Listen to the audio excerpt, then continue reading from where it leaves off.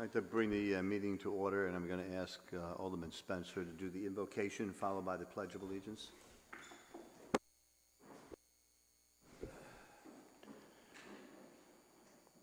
Dear Lord, be with us in these meetings as we work on the budget of Southport. Give us wisdom as we make decisions, and give us financial accountability in our outcome. Amen.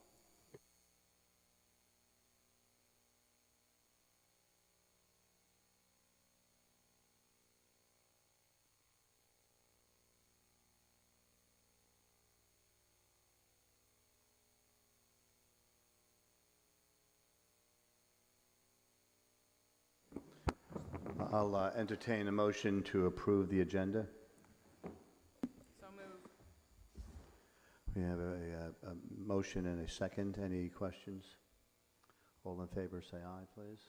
Aye. Unanimous, thank you. I'm going to ask the city manager to lead the conversation for each person, each group that comes up, please.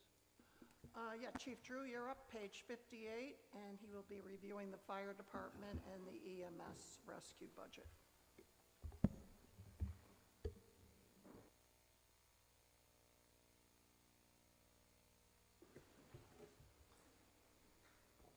Good morning, everyone.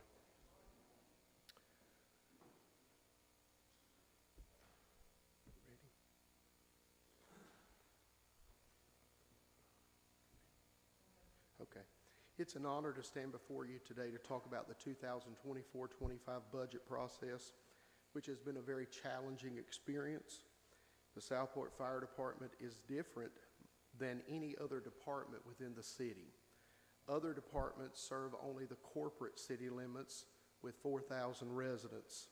The Southport Fire Department has a fire district that is 35 square miles, stretching from Southport waterfront to the St. James city limits on Highway 211, to Boiling Spring Lake city limits on Highway 133 and 87, and to Oak Island on Long Beach Road. We cover the entire town of Castle Beach. Population of the city of Southport is a little bit over 4,000, but the population of Southport Fire Department District is 4 times that amount, in excess of 16,000 residents. With that being said, we have a revenue stream that comes from the entire district. Southport City has its own district. The rural section outside the city limits is a district. The town of Castle Beach is a separate district, and then a rural section out of Castle Beach called the Yopon Beach Rural District. In the Southport district, we bring in $1,666,393 in fire fee. The town of Castle Beach and the rural Yopon district, we bring in $312,540 for a total fire fee of $1,978,933. The fire fee is set by a committee.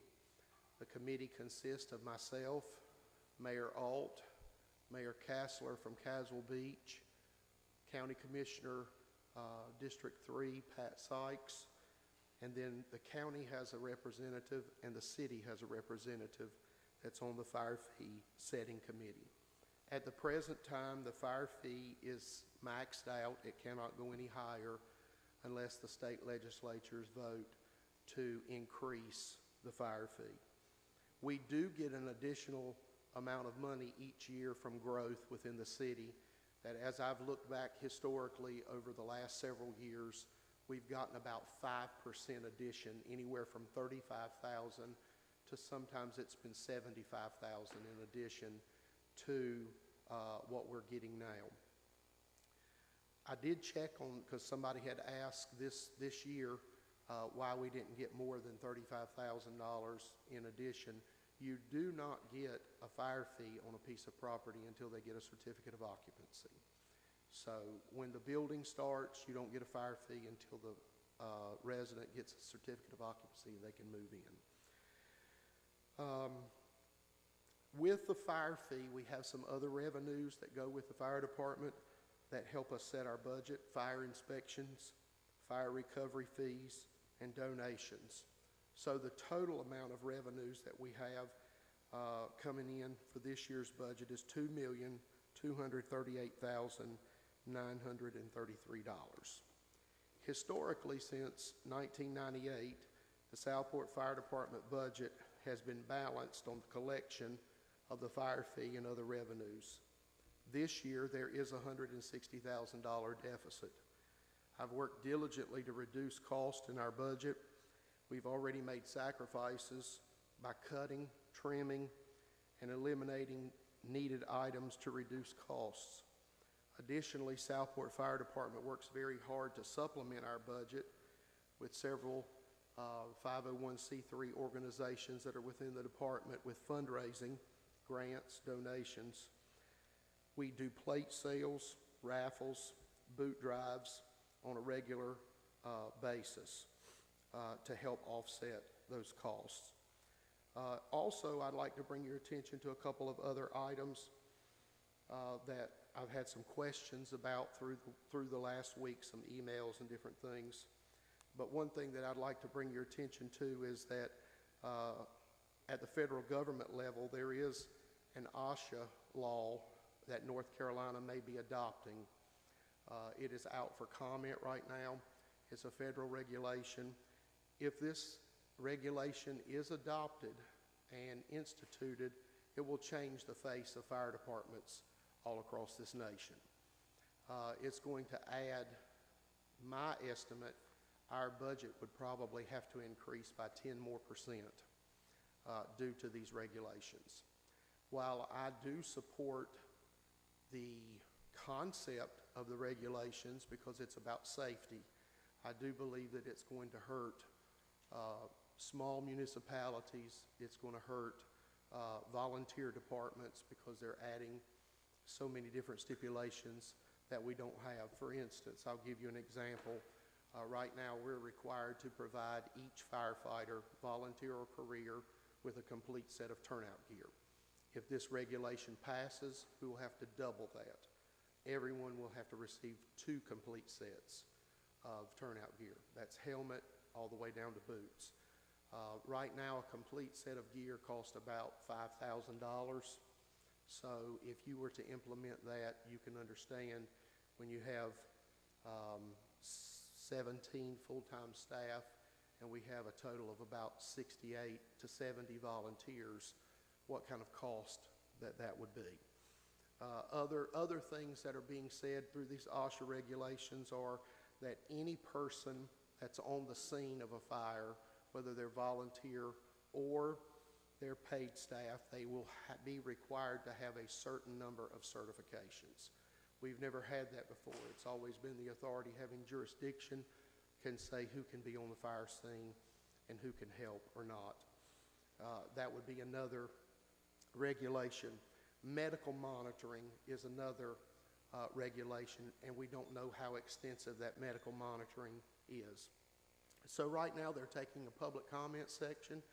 I'll be glad to forward the link to the city manager, and she can get it out to all of you. The document is about 800 pages long, but I can also send you a breakdown, and then you can get on there and you can make comments as well, which would be appreciated, and also contact our legislators. That would help.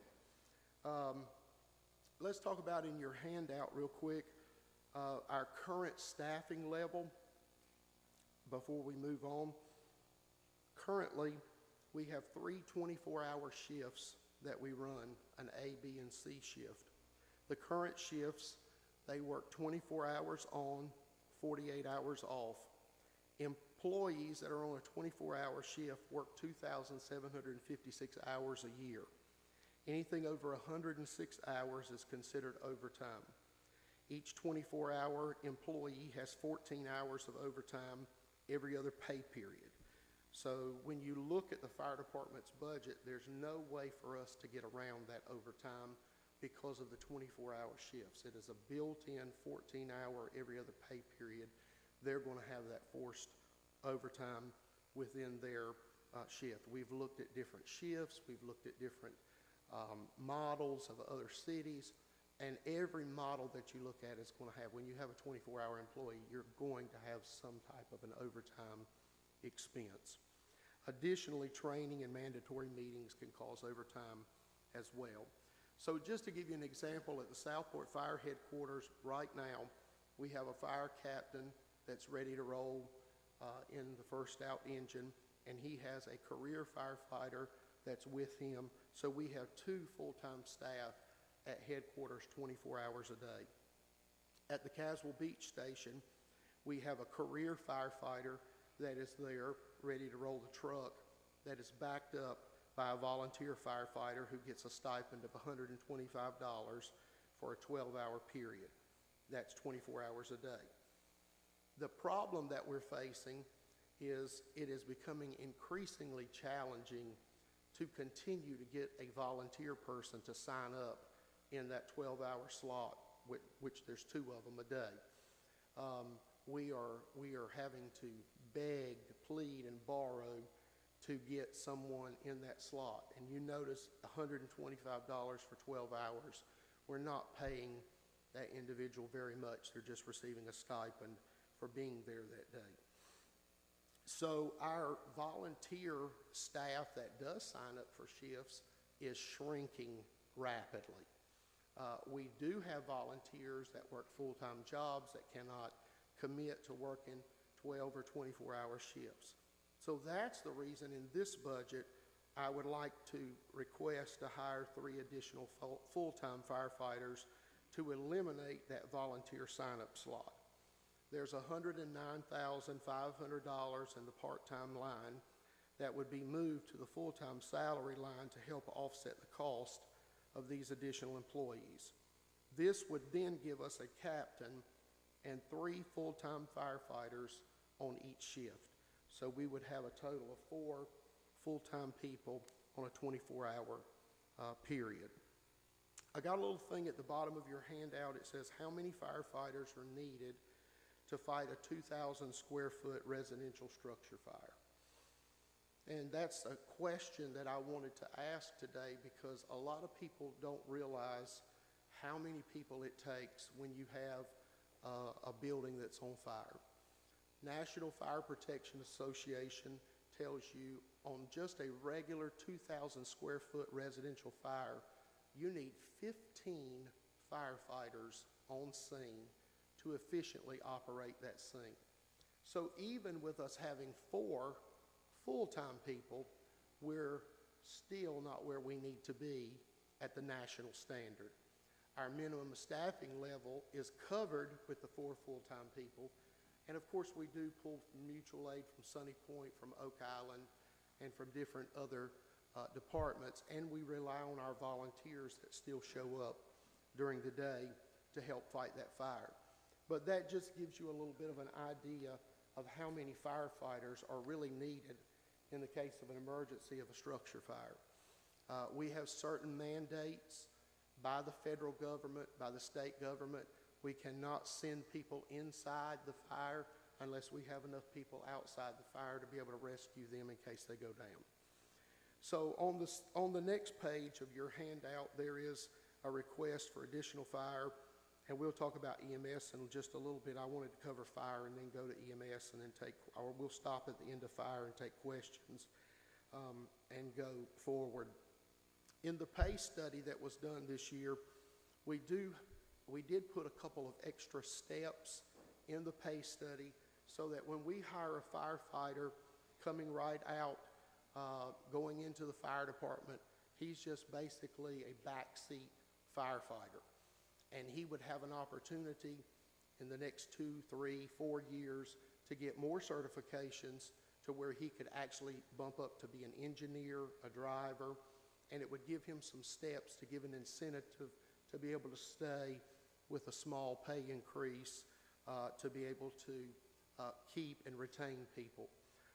Currently, we're not having a hard time retaining people. We have lost a few people here and there in the fire department to other fire departments, but right now we seem like we've kind of stabilized and we're keeping our employees. So that STEP program is put in there as well. Let's talk about real quick capital equipment expenses.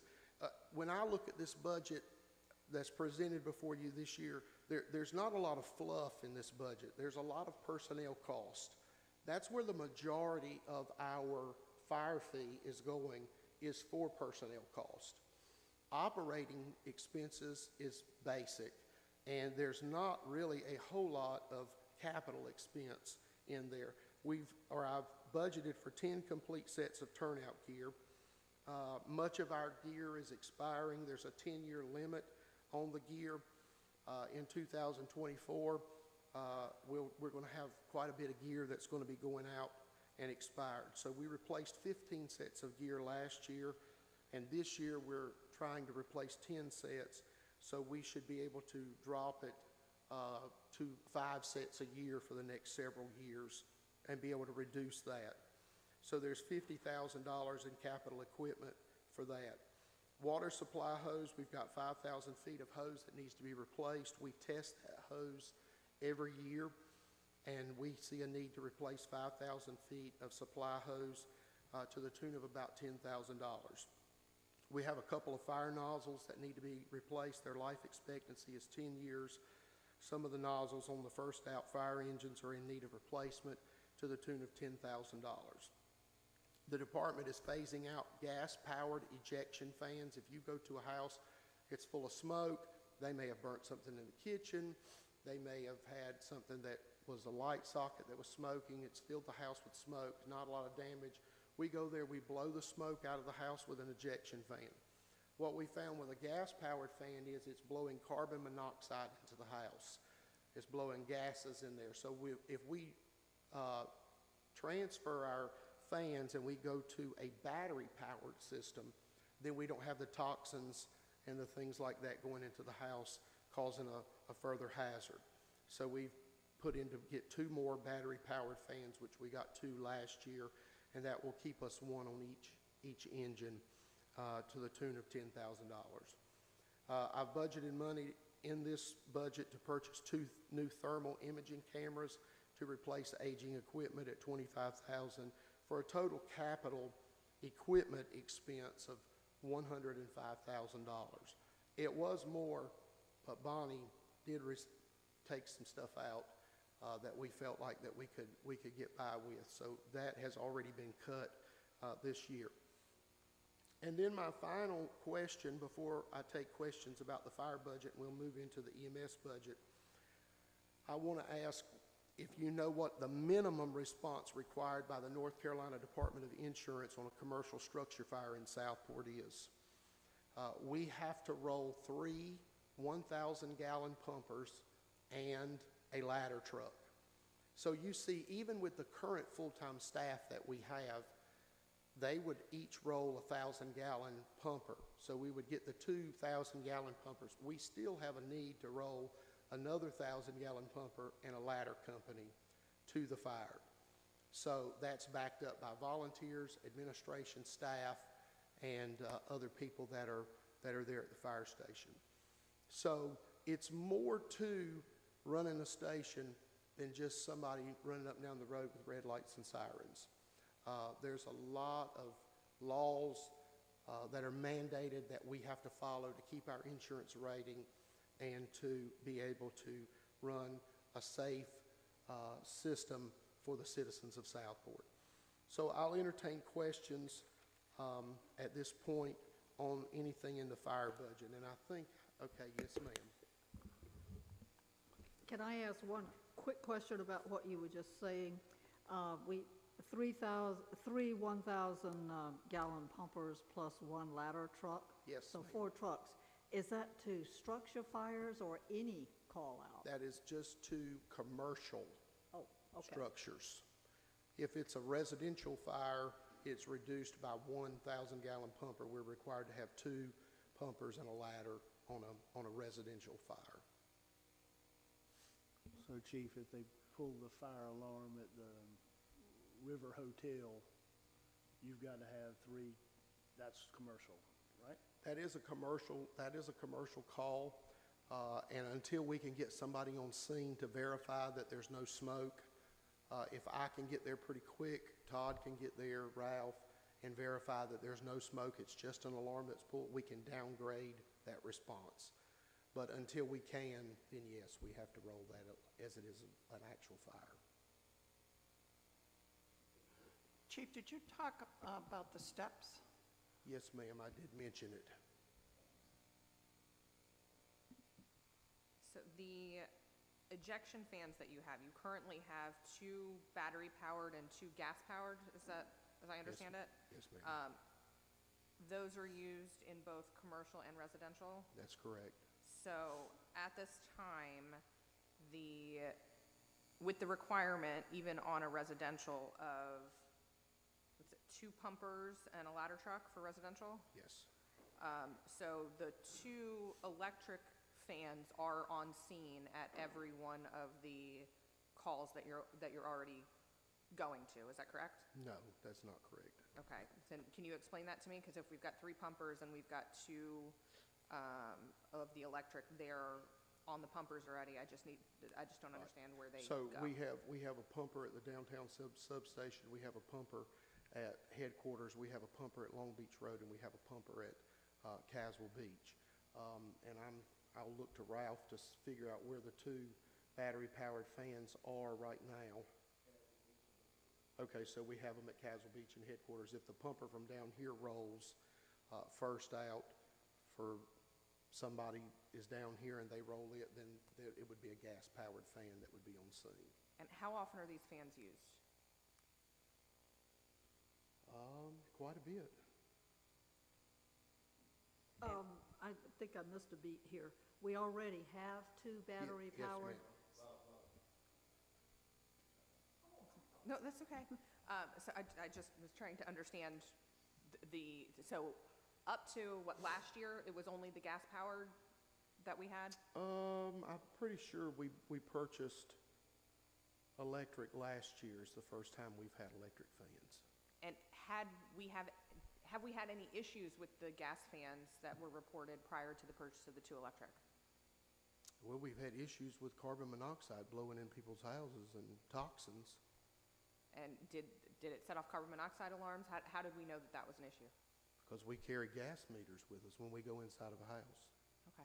And how long does it take for that to clear after those fans are used? Yeah. I mean, there's a lot of variables to the questions you're asking. No, and I understand that. I'm just trying to, when I'm looking at the budget, trying to make sure that we've got to trim everywhere we can and make sure that we've got everyone's safety in mind, and certainly the fire department needs equipment to do that in a way that makes sense, but I'm just looking at that. And then moving on from that, the cardiac monitor, is that something that we already have in place, or is that just a replacement of a piece of equipment? The cardiac monitor, that's in the EMS budget. Okay, I'm sorry, it's in the fire rescue and the capital expenditures piece is where I'm seeing that. So I'll come back to that later. Lo, go ahead. The chief answered. I mean, we already have 2 of the Yes, ma'am. batteries, so we're asking for 2 more. Yes, ma'am. So that our 4 locations all have one. Okay. Yes, ma'am. Chief, the way I used to figure the normal work year was 2,080 hours, and you've got 2,700. You got the way you can get rid of that overtime based on the 24-hour shifts and whatnot, even if you got 4 or 5 or 6 more new people in there. So that's never going to go away. At least I don't think it is. I'm trying to figure out. Your overtime is different from the 2,080 hours, though, is it not? Right, Yes. it's got to be different. That's what I'm thinking. It's got to be a different calculation just because of the way people have to work. Yes, that is correct. And I mean, we network with fire departments all over the state, and I mean, this is a problem everywhere with overtime. It's not just in Southport, and we've looked at different shifts and different models and to go to try to reduce that. And there's not very many out there when you're trying to cover shifts with the least amount of people that you can. But you got to cover them with the least amount of people, plus you've got to have quick response time. So I think you're kind of stuck with that. the mortgage on fire headquarters, what's the payoff on that right now, or the balance? Unless Lance has that, I know it will be paid off in 2029. Do you know the payoff? Or an idea of the balance? Okay. Do you know what our yearly, what portion of this debt service is that? The per fire year? department pays $125,000 a year, and I believe the city kicks in. Okay, he's going to look it up. In this budget, Yes, ma'am. I think it's 119,000 Right. as a line item for us under I believe it's under administration. So the city would pay 125? Yeah, it's not, The city would pay the fire 119. portion of it isn't, I mean, it's in this debt service, which includes, no, this is fire. So, but I can't tell what portion of it was just headquarters. Well, because I think there's also Because it a includes portion. 2 fire engines. Yeah, the fire Right. trucks. 125,000 is what the fire department pays. Yes, and it will be paid off in 2029 in full. When you say fire department, that's the city of Southport, Yes, not the district. yeah, that's the headquarters. Yeah, But it's in 2 separate budgets, so the total debt service is split between the fire department budget and the administration.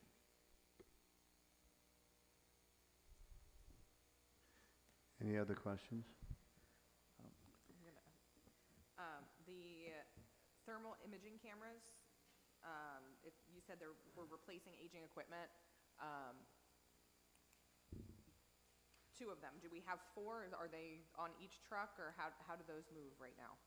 well, right now, we have one on the first out engine from headquarters and one on the first out engine from Caswell. And then there may be one on the ladder truck, an old one. And I think that's all that we have. Okay, so is the equipment that we currently have obsolete? Can it go longer? Ralph, you gotta go to the mic. Sorry.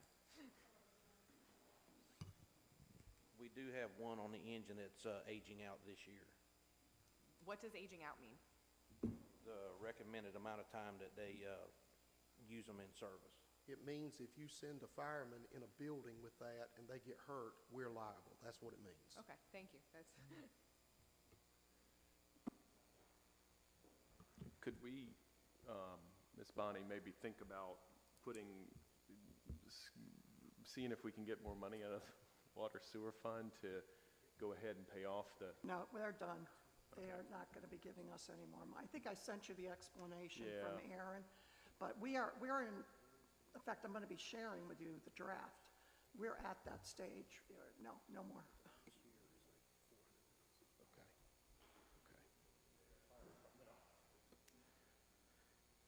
Alderman Carroll, we're paying about $220,000 for the next 4 years, and then the last payment is a $400,000 payment in 2029.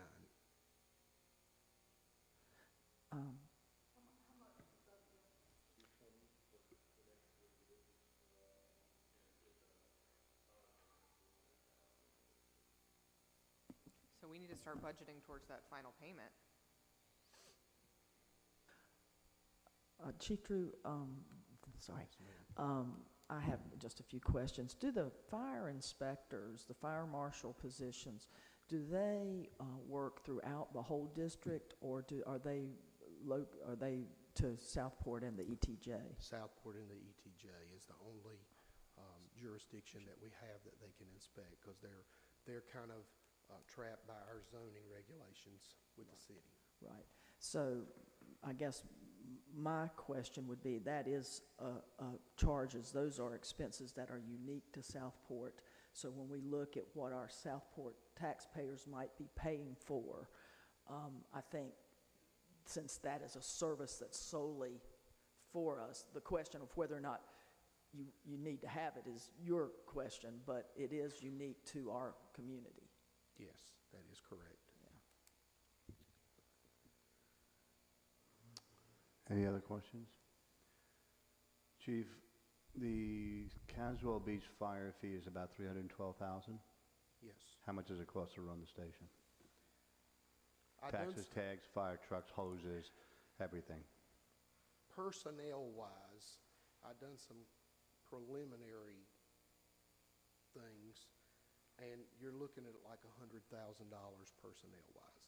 And the reason it's so low is because we only have like 20 calls a year in that area. You know, it's really a catch-22 because we're really benefiting from having personnel there, because every time we have a fire in our area, we're pulling them to us. So the call volume at Castle Beach, when we took that station 5 or 6 years ago, they were averaging about 12 calls a year, about one a month in that city. So personnel-wise, 87,000. We don't pay anything on the building. That was the agreement when we signed a lease with Castle Beach, that they would basically fund everything for the building. They would pay all utilities, water, sewer, insurance. The only thing we had to provide was the personnel and the fire equipment. If we did not have that coverage, we probably could reduce one fire engine. So as far as equipment cost, I could probably figure it out by call as to what it's costing.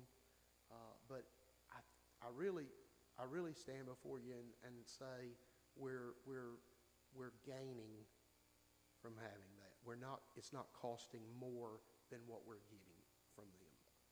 Well, I guess my question, and you and I have had this discussion earlier in the fire fee district meeting, is that there's $160,000 over above everything else. Yes. And the city of Southport citizens are asked to pay that. And the fire fee district is not paying that in our fire fee district, nor is that fire fee district asking to be paid for part of that. And so one of the questions that was raised is, should Caswell Beach have to share that pain of the $160,000 so that at least more people are paying it, as opposed to the citizens of Southport are already paying the fire fee. They're already paying the EMS fee, which other people get to use on a call basis. They don't pay the salaries and stuff. They get the luxury of having that extra response time, do they not? Yes. Yeah. And now they're going to be asked to pay for this increase in money because we've tapped out on our fire fees. And I'm trying to figure out how we spread that cost out to other people who are benefiting from all the things that the city is paying for. So just to clear up one of the questions, the Caswell Beach is a profit center for us? If we're bringing in over 300,000 and we're putting out 80,000 or 87,000. That was a very rough estimate for personnel. Well, let's call it 100. That means we got $200,000 of profit. I mean, is that? With personnel. Now, if you started adding, what it costs to operate the vehicle there and things like that, a portion of the insurance on the vehicle, a portion of the gas and things like that, it's going to be more than that. But I still feel like we're making some money off of that. What's the, since we buy fire trucks from banks, we get loans from them. Now, we've been really fortunate, and you've been very skilled in keeping, like for the firehouse, a 1% mortgage, but you're not getting those anymore. So if we're going to buy a fire truck for that building over there, how much would we have to pay per year for the, what is it, 5 or 7 years that I can't remember what you just told me, 7 years that pay off a fire truck, something like that? 5 to 7, yes. What would that cost us per year to do that? And so those are all the costs.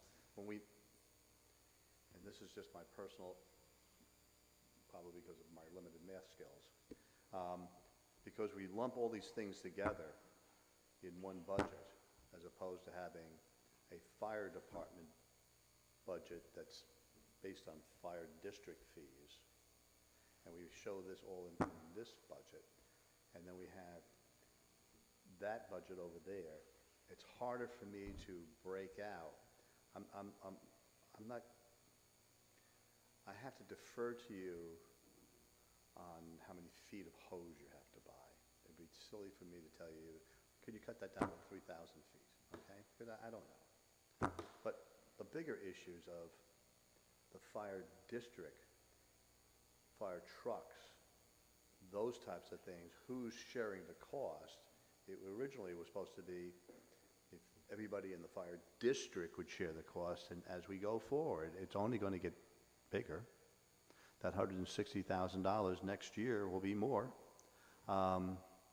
And how do we share the pain? Can I give you some history?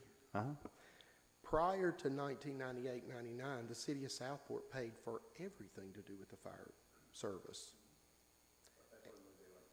And we went to fire fees. And if you'll go back and look, the city of Southport was broke in the 98-99 budget. All right? They were borrowing money from the electric fund to pay salaries in the general fund. Well, I don't know if you can do it legal, if you pay it back. So that's what was going on.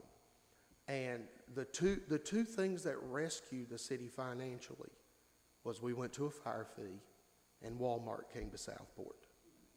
Those are the two things that rescued us in that budget year.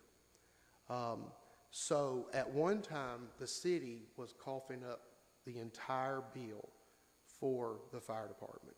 So since 1998, with the fire fee implementation, we've gotten, that's why we have the fire station we have today. You know, we're everybody at this table is up in the air about Old City Hall and about water treatment plants and all this.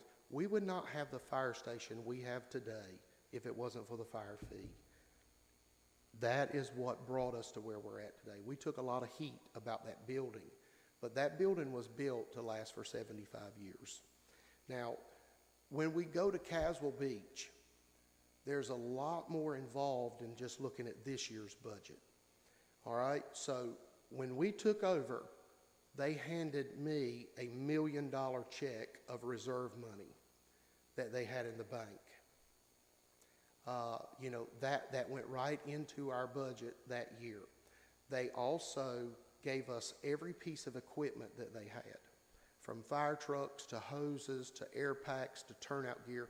We received everything that Yopon Beach Fire Department had, plus many of their members. So when you add and factor all of that in and the revenue that we got then, I still believe we're on the plus side when it comes to providing services for Caswell Beach. Can I?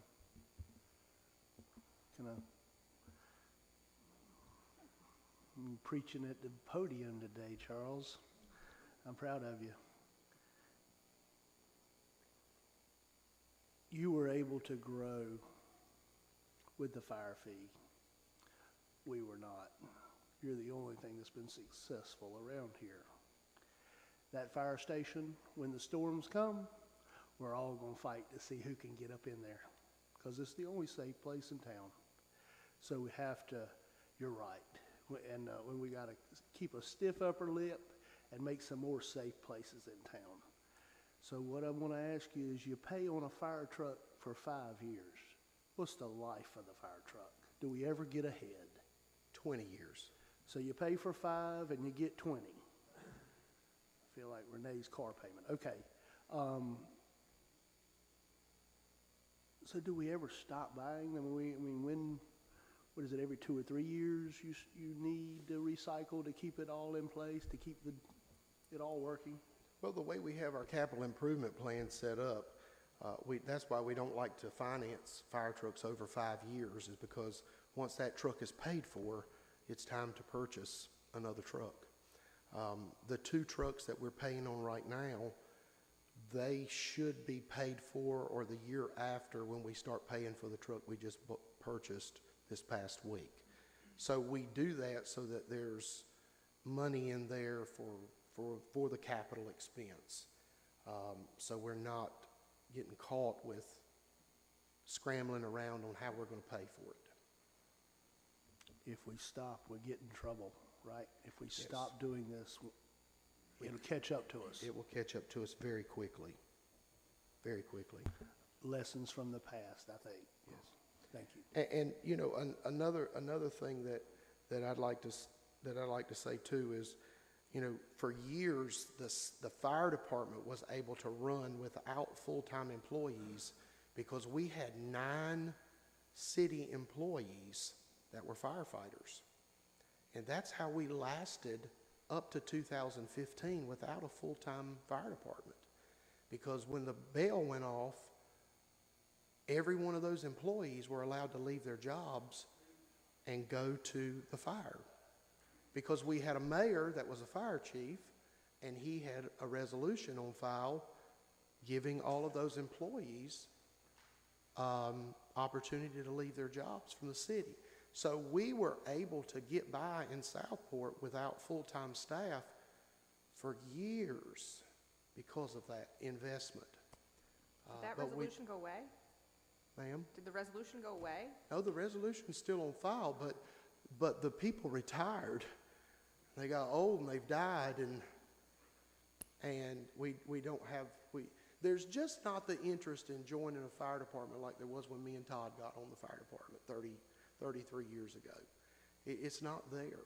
I mean, we were still seniors in high school, but you just don't have that there. We recruit, we go to the high school every year trying to get people. Now we've even backed up to where we're going to the middle school, trying to catch them when they're younger and get them in as a junior to try to get it in their blood and see if they'll do that, you know, if they're interested in it.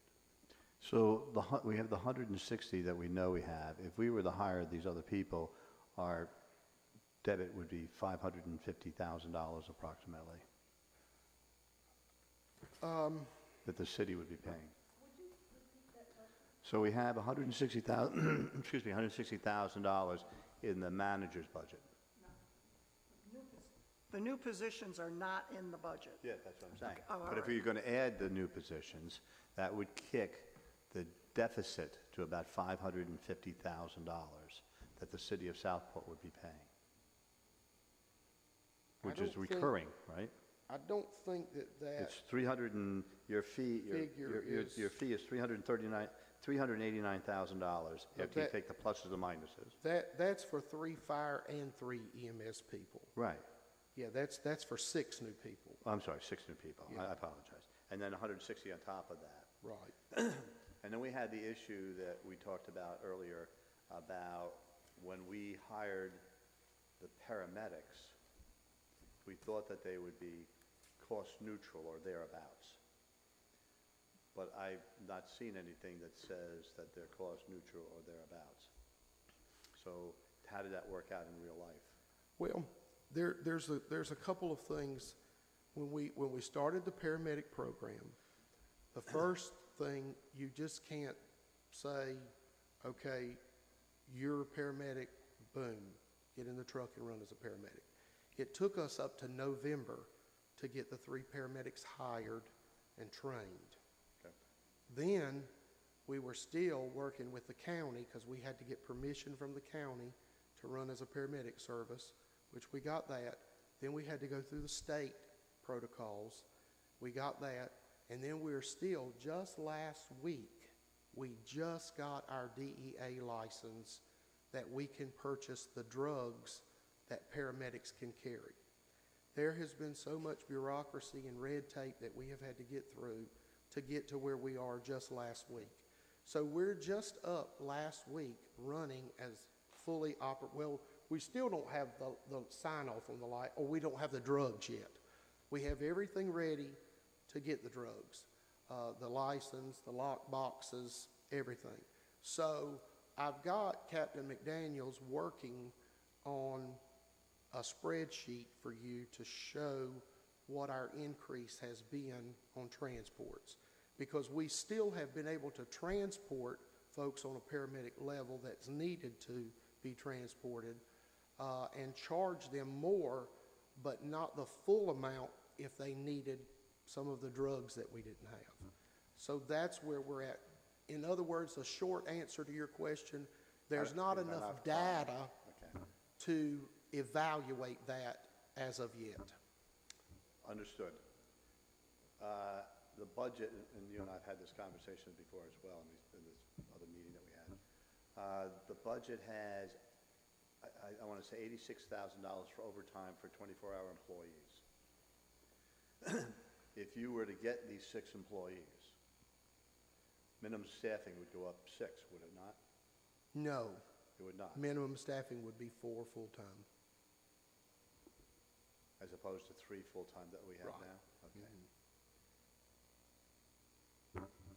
So would you expect, that would be for both the firemen and the paramedics, or just the paramedics are we talking about? That would be just for the firemen. For the firemen. Just so you understand, I have to keep this stuff separated as far as departments, for the simple reason I can't take firemen off of a fire truck and put them on an ambulance because it could damage our insurance rating. So now I can take a paramedic off of an ambulance and put them on a fire truck, and it might hinder a call we have, but I can't do vice versa. You can't have your firemen trained as basic EMTs? Yeah, and a lot of our firemen are, and they do dual roles, and if the ambulance is out, Right. you're gonna see a fire truck come to your house if you Right. get a medical call, because they're most of them are trained. Well, obviously, I'm trying to figure out, what impact would the 6 new employees, 3 and 3, have on the overtime budget? Because you're gonna have to raise minimum staffing somehow. It's going to raise because by the nature of the hours that you work, and I'm not suggesting we change those hours, each employee has to work 268 hours of overtime a year, if I followed your numbers correctly. And would that be the same as these additional people that would come in on board? I'm checking your numbers right now. It's 14 hours every other pay period, and I'm assuming a pay period is 2 weeks, right? Yes, sir. So that's 14 hours a month times 12. Right. In the figures that you have here, Lance, is the overtime already included? I'm thinking it is. In your numbers. Yes, it is. It is. Yeah. So. Right. So in with the figures that are presented before you, the overtime is already calculated in those numbers. But that doesn't count your 6 new employees. Yes, I mean, that's what I'm saying. When Lance figured the cost of each employee, he's already included the overtime in these figures, in the request for additional fire and EMS employees. Now, it's not in the budget. This isn't a separate Right. thing. So for like the new EMS people, it would be $5,400 per person in overtime. Yes, that is correct. Okay. Yes, sir. And the paramedics get less money than the, how does the fireman, it's too much detail for me to ask you that question, but I'm just trying to figure out total, when you do all the taxes, tags, prep, all of that, what's it gonna cost? Because now, every dollar that it goes up comes from the city of Southport citizens alone. I understand that completely. And this is what I say. I have to present this to you because this is what our needs are. And you know that I love the fire department. I understand. And I love my job. And I don't want in 6 months us to have a fire or a medical emergency in this town and an ambulance not show up because we can't cover it, or we're short on staff for firefighting and we can't send somebody in the house, and then you have me up here a month later doing a review of the fire and you say, why didn't you have enough people? Well, that's the reason why I'm presenting this today. I'm telling you what our needs are, not what our wants are. And in a perfect world, we'd have a full paid fire department, Exactly. but we But can't afford it. That's right, I understand that, yes, sir. And so you have to balance all of those needs and wants. And making one clarification, the 3 new EMS positions are not 3 more paramedics. They are EMTs. That's why we can pay them a lot less than what the paramedics make. So this is a basic EMT that will be on an ambulance to supplement the paramedic. If So I I'm could not, just- I'm not asking for 3 Is 3 our- paramedics. are I'm the other- asking, Are all the firemen, or some portion of the firemen, the paid firemen, are they EMTs? majority of our paid firemen have a medical credential, whether it's medical responder, basic EMT, and then some of them have an advanced certification, and we do have one that is a paramedic. And we do try to train dually on both sides so that there is help from every direction in case we get in a bind. There's sometimes in this town, and you can ask Chief Coring, Chief Treadway, sometimes we have 5 EMS calls going at one time. So we've got the first out ambulance there, we've got the paramedic there, we've staffed with people at the station, a second out ambulance, then we'll have a fire truck that goes. I will be in my vehicle. I have a medical credential. Chief Treadway has a medical credential. We'll be at different calls just so that we get a first responder there. But there are times that we do have 5 EMS calls going at one time. And I'm just trying to paint a picture so that all of you see what we're up against with staffing and the challenges that we're having, because it's and I know we're talking more about EMS now, but it's the same thing with EMS. Right now, we have 2 sign-up slots for the ambulance, and it's been challenging over the last year to get those staffed on But the those ambulance. calls are not necessarily inside the city's limits, are they not? Not all of them, no. So we're supplying a extra benefit, because otherwise they'd be waiting for somebody out of the green swamp to come to get here. That's why we did this whole thing. But they're not paying. Well, they're paying if they get transported. Yeah, they get the Right. one-time If they fee. get transported to the hospital, they're paying. They're paying for mileage from the station to their house, from their house to the hospital. They have to pay for mileage. That's calculated in the bill, and they have to pay the transport fee. And maybe it's here and I just didn't see it, and I apologize. Do we have a number, because you'll have a gross number, and if I understood you last year, about 50% of the people don't pay. Something like that. That's probably a fair estimate. So gross numbers are not as accurate as how much money do we actually take in from the EMT aspect of it. Is that here that I just didn't see? Well, as far as transport revenues, this coming up year, we went very conservative. We budgeted $370,000 in transport revenues for this coming up year. That number, I feel like, is a little low, and the reason is because we've changed softwares in the department, and we've had a little glitch in billing, and there was a month or 2 that it didn't get billed, and they're still collecting that now. So I feel like that's one reason why the revenues are down, is because of that glitch. I'm anticipating that next year we're going to probably collect around $400,000 in transport revenues. Last month, we transported the most patients we've ever transported to the hospital. It was about 125 patients in 1 month, which was phenomenal for the EMS department to do that. Chief Drew, when you say you're transporting to the hospital, are we talking Dozier, are we talking Novon, are we going to New Hanover? Where are we transporting? All of the above. Okay. Yeah, we're going to all of them. Chief, Yes, sir.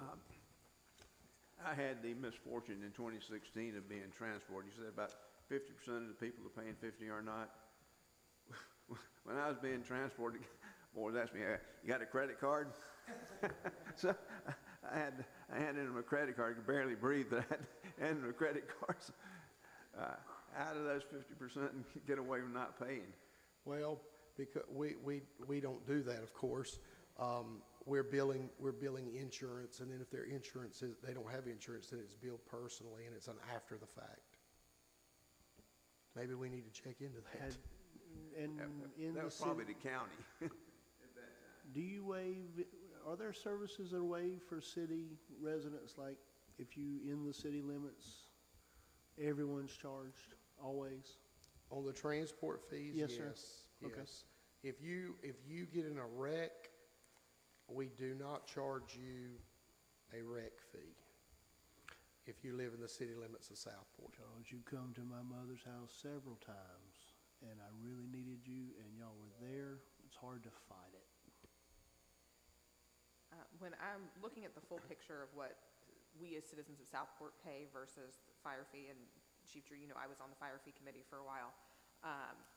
One of the questions that I've had, and as I understand it, we haven't been doing, and Bonnie, this might be something for you, as our equipment is put into the shop and is worked on in the city, the citizens of Southport are paying for the fire trucks, whether they're serviced here or they're sent out, as well as the ambulances.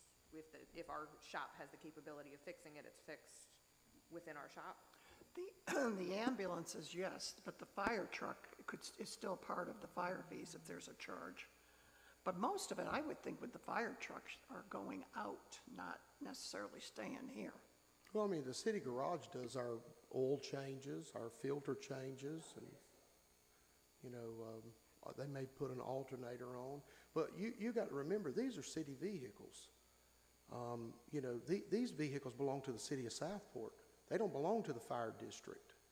That building belongs to the city of Southport. These are city assets. You know, this is the city of Southport's fire department. It don't belong to Charles Drew. It don't belong to the district. So, I mean, why would we pay extra to have a truck worked on at our city garage when we're a city vehicle?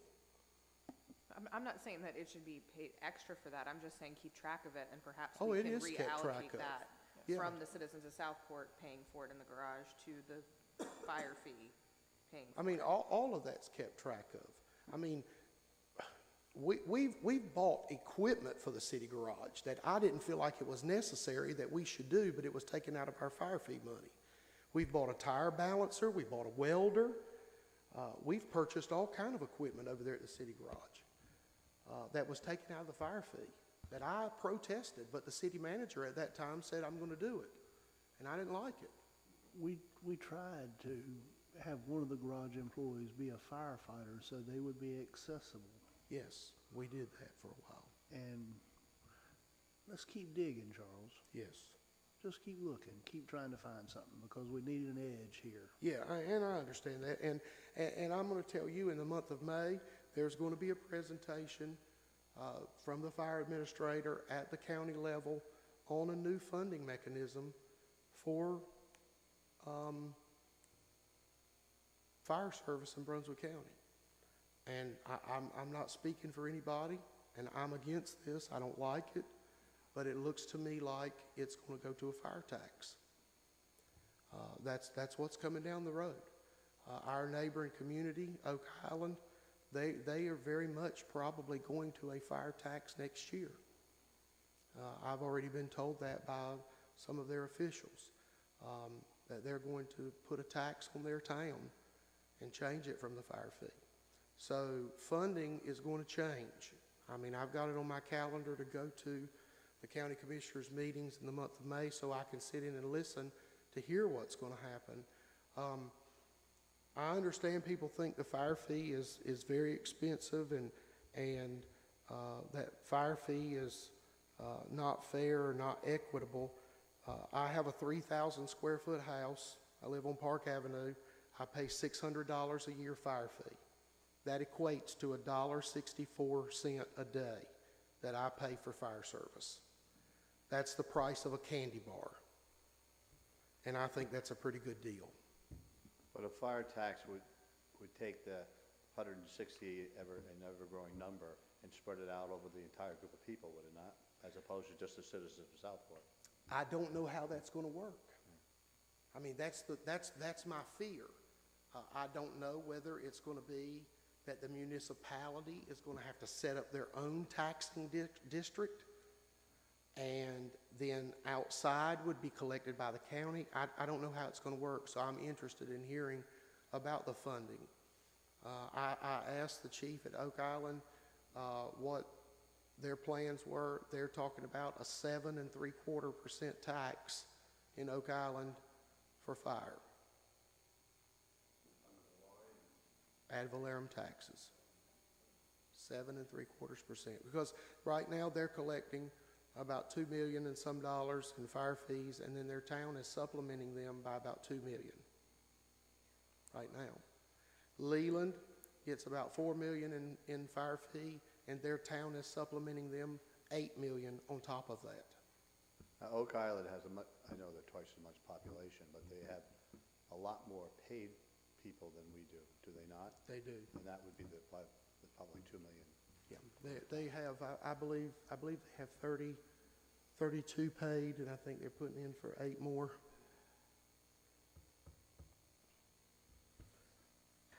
Well, Other questions? well, I'd like to say that I would like for you to have all the things that you have outlined. And when I was a young person, a very young person, I had 2 dream jobs that I hoped to grow up to have. I wanted to be a circus trapeze artist, but even more, I wanted to be a firefighter, a firewoman, as I mentioned it many times. Well, I wasn't really cut out for that. And so now I have my dream job, Alderman. And as such, we are going to have to justify, of course, to the citizens all of this. And it would be very helpful to whatever extent we can justify by explain to the citizens who are always aggrieved about the fire district fee on top of their property tax. The extent to which you can give us a breakdown to use that we're adding this, we're buying this, we're doing this, and this is what the fire district pays. I'm not asking you to do that right now. I'm just asking you to help us sell this to the citizens. And I sure hope citizens are paying attention to this meeting. It's very enlightening, and I'll thank you. I think if you go to page 53 and 54, and probably 55, I think that is the explanation of the budget. I think you can use that, actually in 56. So 53 for 56, is perfect. In the budget book. 53.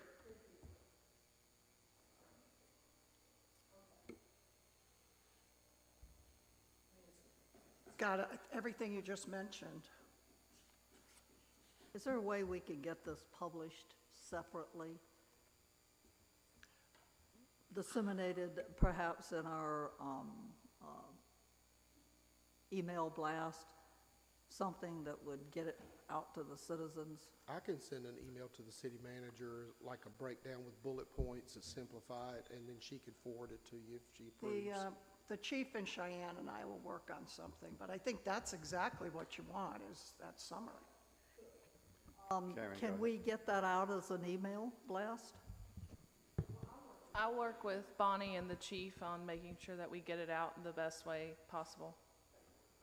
Go ahead, Karen. I'm circling back to a couple of things, Charles. Yes, One ma'am. of the things where it says fire inspections and permit fees, typically, and I know you're aware of this, development services, the inspection fees and all of that pay for our inspection department. So I don't know if you can look at those fees that you're charging and if it would make sense to have them, the fire marshals, you have a fire marshal and a deputy fire marshal, that's a pretty big expense, that 40,000 is not really that Right. number. So I don't know if that, you could somehow work on that. Yes. That might be a way to, I will say that many of the businesses that are paying those fees are just barely making it by right now.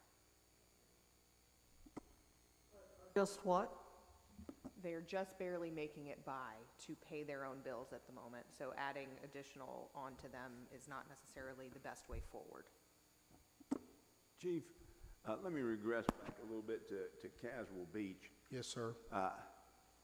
In essence, what I'm hearing you say there, that's pretty much a cash cow. How in the world did we get that as opposed to Oak Island? What did we do to grab them as opposed to them going down to Oak Island, which is just 6 feet away? Well, do you want my definition of politics? Stature. Stature. Poly means many, and tick is blood-sucking.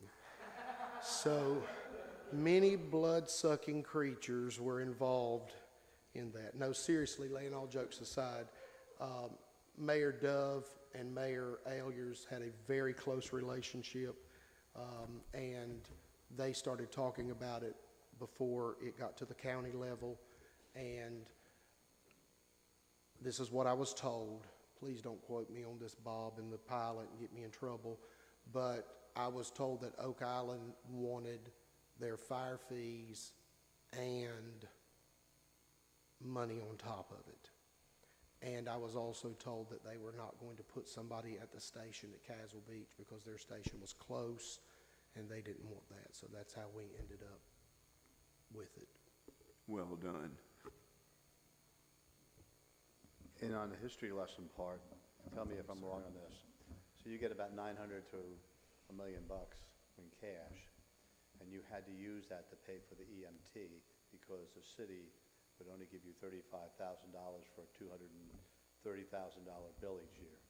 So the city, you chewed up that, I say this positively, you chewed up that money over just a few years because for whatever reason, the city, the board would not pay the full freight of what just the EMTs cost Yeah. you. When the fire department absorbed the rescue squad, we done that because they were getting ready to put almost $1 million in that building. They were going to build sleeping quarters and all of that. And so Robert Howard was the mayor. He came and talked to me and Todd. He sat down with us and he said, we need to see what we can do to merge y'all together. There's no sense in having another sleeping quarters. So we merged, and when we merged, it was not with the understanding that the fire fee would support EMS. And at that time, we were running with a surplus of money that was left over every year to the tune of about $300,000 to $400,000. So we had some capital money in a line each year to help us with expenses because we weren't spending all the fire fee. But when we got EMS in our department, it drained that tremendously, and the money from Yopon to operate that because the fire fee was paying for the fire services and this extra money was going to. So that's why year before last we separated fire and EMS budgets. So yes, that is correct.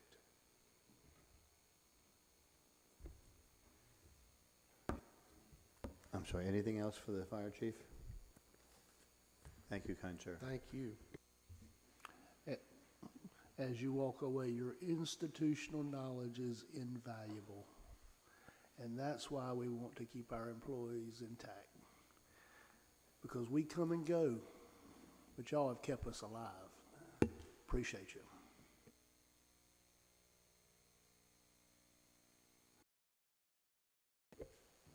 Good. City manager, the city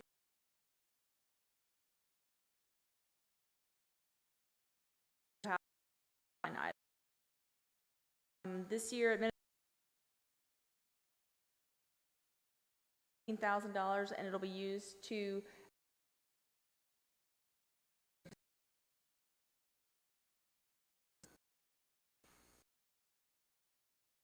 propose membership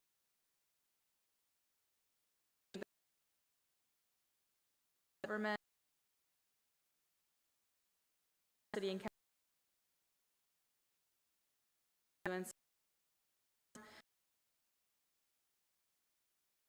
first time.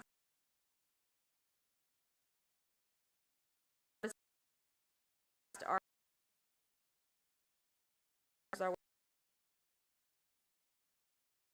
budget.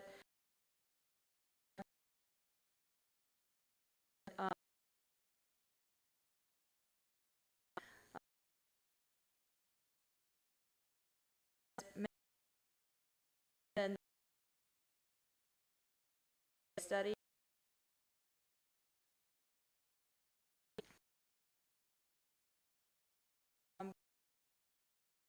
Had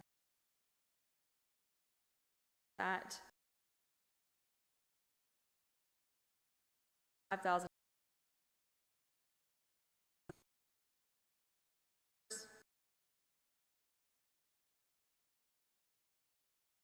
School.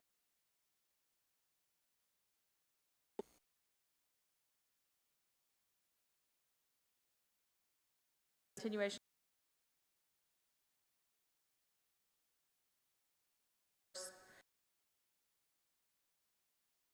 Administrative person.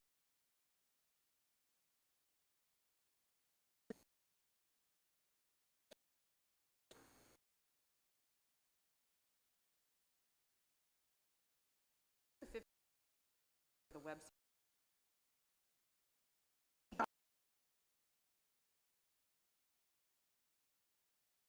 Right.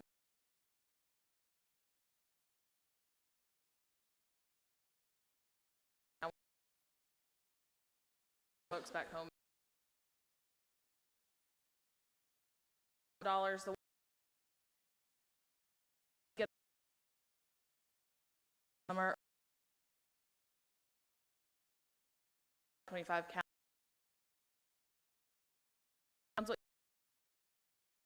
And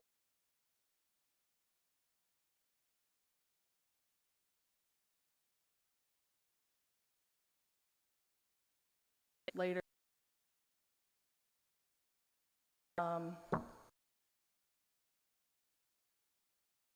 well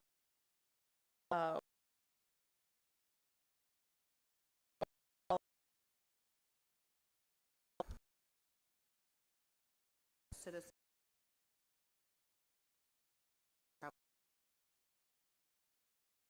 It's on.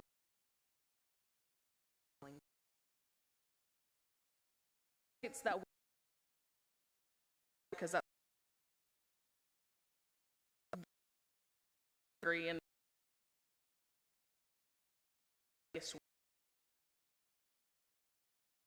domain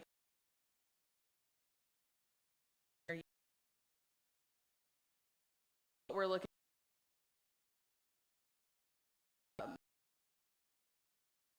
press standard. Most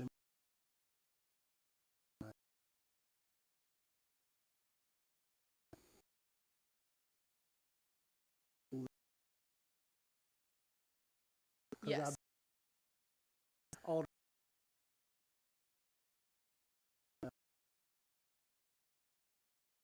so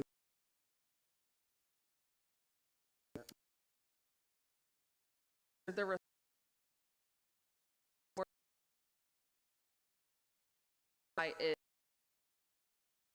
accessibility that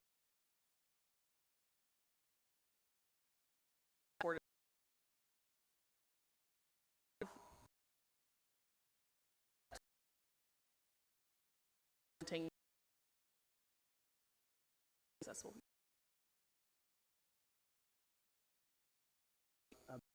about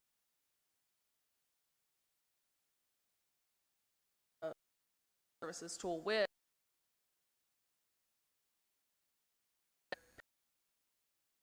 we have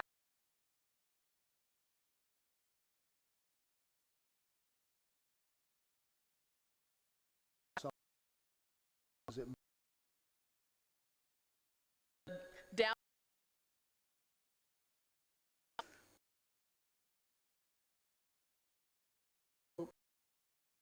So,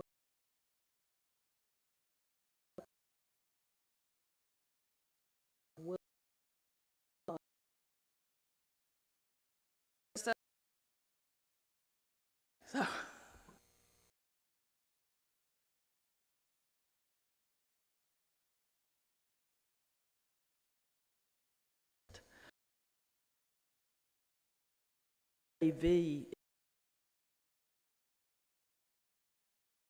upgrades. And so as we're thinking about all the things we wish we had, I don't know that the county commissioners who have way more access to resources than us stream their meetings. I mean, I'm not saying we don't stream our meetings, but I'm just saying how much we invest in this infrastructure. We might say we've got what we've got for the time being. There's a way to capture some savings there. Do you know what I mean? I appreciate we all want everything, all that, but we're so small as a community, that seems to me to be a lot to be spending just on that when we've got something that more or less works. Karen, I agree with you. We have to pay our salaries, and looking at a huge gap for that coming up. Well, the increase, the provision just for the salary study results is when I look at it, it's 1 cent. So, and I went back through, I know Alderman Carroll, originally when we talked about the 1.2 million coming from water sewer into this budget, we actually wanted not to have it be part of this budget. Well, that 1.2 equals 8.28 cents of tax rate. And so what we're doing is we're saying, okay, we're going to use this money, and next year it's 8.28 worth of tax rate. So I see what, I went through and looked at the water sewer fund and the rates, and of course I printed my notes, but I did not bring them, and that's what happens. But I looked through the rate savings of the water sewer fund, and just calculating that, I'm just not sure with all the revenue neutral conversation that we had last year that it was consistent with the rates. I did some tax things. I don't know if this is probably not the right time to have this discussion. Bonnie's shaking her head. So I'll hold off for that. But I'm just saying this is part of this discussion. Well, going back to the audio-visual improvements, at this point, I'm not sure I want to spend $50,000 on this until we know what we are actually going to do with the buildings. And some of y'all know that one of my mottos is, don't let the perfect be the enemy of the good. We've got something that's good enough right now. It's not perfect. It certainly is not what we want, but we can live with it, I think. I apologize for stepping away. We had a small malfunction, so I wanted to fix that. But I'm back for questions. And I didn't bring that up. I appreciate all that you're bringing to us. I just want to make sure I'm right on this. We're discussing what Dory just put up there on the board, okay? So how are we going to reduce their lawyer fees from 70,000? Are you going to reduce what? I'm sorry. Our lawyer fees. Because to me, it was their first year, so everybody was bombarding Brady with a lot of questions, a lot of things. And so I think it's just not we haven't really used them as much in the last few months. I just think eventually, we're starting to get there, but in the beginning, we were just bombarding him with things. And I've told the staff, you cannot be going to him for everything. Do your own research before we reach out, because the man is not cheap. So my next question has to do with the digitization of our records. How's that working out? Well, you gave us 25,000. I don't know exactly, Dory. Do you know offhand how many boxes we've gotten through? We've done quite a lot. So this year, we're recommending 15, just because of the budget. I'm just, and I've done this story, but I'm sorry, but Go ahead. five, Wait, let Dory answer. Go ahead, Dory. The records that are at City Hall that we've been able to, most of the planning and zoning and finance stuff has already been sent for digitizing. Next, we'll be focusing on our storage building at Sunny Point. Is everything out of the old city hall now? It's not, they take it and then they send it back to us, what they need to send back, and they can destroy the others, but we have access to all the files that we need, so, and they've actually tabled all of it so that we can search and find it when we need it. I'm sorry, you're saying all the records are out of that building over there?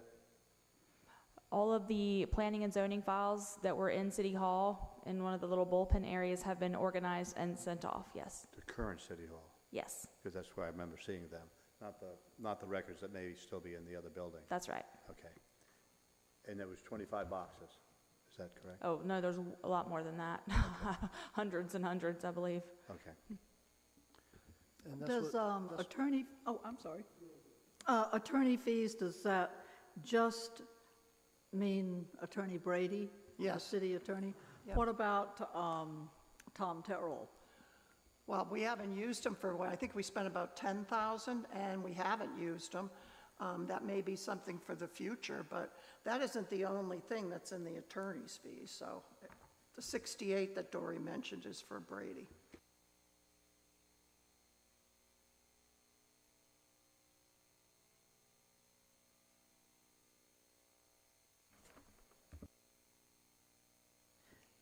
And you had mentioned before, I think, Bonnie, that the car, keeping the car or not keeping the car. The administration car? Yes, It's ma'am. my recommendation we do not, because every time I look at it, it's in the same spot, never moves. But that's up to all of you. What is the emergency preparedness funding? To make sure that the EOC is ready for anything that occurs, so we've always put aside some money in case it needs some upgrades. And can you elaborate on the the donation provision to Southport Elementary? Is this, I've already called the principal. I haven't heard back from her for specific. I think we've been talking about accountability. You wanted but- a list of specific projects it could be used towards, but she's never called me back. And that's the share of the donation out of ABC store revenue, is that right? Lance, can you, I don't know. 88%. Isn't that a $10,000 that we allocate out of ABC revenue? That's 88% goes into the general fund. So the ABC revenue goes to the general fund, and this donation comes out of the general fund. So we say that it's part of it, but, there's a whole lot of things that go in and out of the general fund, but I believe this one is specifically designated for that purpose. So I'm sorry, I don't mean to be hard, but if the school doesn't want to talk to us, are we donating money to them? I just called them last week. Oh, Well, you I was only- the impression that you had done No, that. They do. you only brought it up last week, so I Yeah, the just called. PTA is working Just right give her a now. chance. The school just had their big fundraiser this past week also, so they were very busy. Yeah, so, and there's one of the things that they're working on right now is an awning, a new awning for the kids when they come and go. And I think that's going to be about $45,000. And the last time I checked on it, we were at around $33,000 for that. So maybe that's an opportunity for them to say, this is what we're going to make up the difference with. Yeah, my point originally was, I don't mind giving the school, money to school, I just want to know, we picked 10,000 because I guess it sounded like a good number, but the issue was, what was it going for? And some years, maybe it should be 8,000 because that's all they need, and another year might be 12,000 was what they needed. I wanted to be more flexible by looking at what were your needs that you don't have, and how do we address them. The awning would be a perfect example of that, if that's not covered in the normal school budgeting process. Yeah, but I don't disagree with the need for accountability. I think that's a reasonable just show us. I mean, you don't have to, just show us where we're helping. It could be $2,500 4 places with 4 earmarks for 4 different purposes. I would like to interact with the schools because just like the chief, we need to be raising the next alderman. So if they need to know what an alderman is or know what a mayor is, we've got to interact. It's just been, sometimes lately it's just been the mayor that showed up. We need to participate and be a part of those children's. No, I fully agree with you on that. Could I just wonder why the engineer is put into administration? That's for Mr. Jarvis, and he works on so many citywide things as opposed to Tom Z. So I had him put in our budget because he does the capital improvement program. He does a lot of grants, so he's better off with us.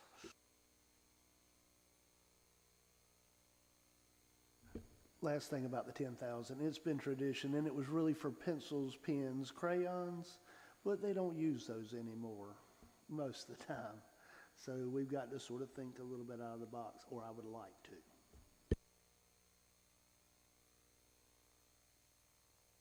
The only thing under Board of Aldermen on page 25, first of all, under contract services, it says provision for attorney fees, but the attorney fees are not in your budget. It's in the administration budget. And then also under election expense, Dory just received a bill for that, and so we need to add in $5,500 at least. She's still waiting for elections to call back, but that was our share of the election. Add that into the budget, and so we'll make note of that. Are we talking about the Board of Aldermen budget right now? Yes, page 25 of your budget book. All at once then, okay. All right.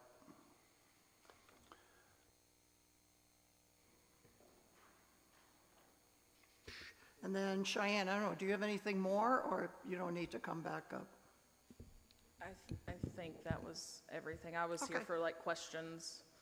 Okay, then we're on to human resources. Well, I still have a question. No, yeah. You go first. So we're going to talk about the Board of Aldermen budget, right? All right. Training, travel, $3,000 for the whole year. Do you know what we go to, Bonnie? I'm sorry? Do you know what we travel to? The last few, since I've been here, hardly anybody goes anywhere. I just got back from City Vision. I was the only person from Southport. There was a city manager and 5 elected officials from Bowling and Springs. We were not represented. We were not really told about it. So, you know what the next thing we do? You know, we go next. No, if we get anything, we send it, we forward it to all of Do you. you know where we go next? What do you mean next? Well, you know what our next travel event is? No, Electricities. It's in August. but that's in the electric budget. They're going to pay for that? Yeah. That's an electric Okay. budget. But if you look right now, the 3,000, right now you've only spent $762. So I mean, if you guys want to up it, that's fine. Yeah, we're going to have to. On the total full-time employees, I guess that's the stipend. Correct. What For have the we board got for the members and the mayor's mayor. income on, or the mayor's stipend on that? What are you calculated that at present rate? Correct. Okay. I would like to increase that. I agree. I think that the mayor needs to be paid at least as much as the rest of the board, if not more, because I certainly think the mayor is involved in more day-to-day activities and certainly is the face of the board in the community. I know we're doing 4 meetings this week. Yeah, at least. And I know how I know why Mr. Dove did not take the pay raise. He was double retiree. He just, but but it's become a full-time job and just at least the same rate, or if not 11 or 12 for the mayor per month, whatever that'll come out to.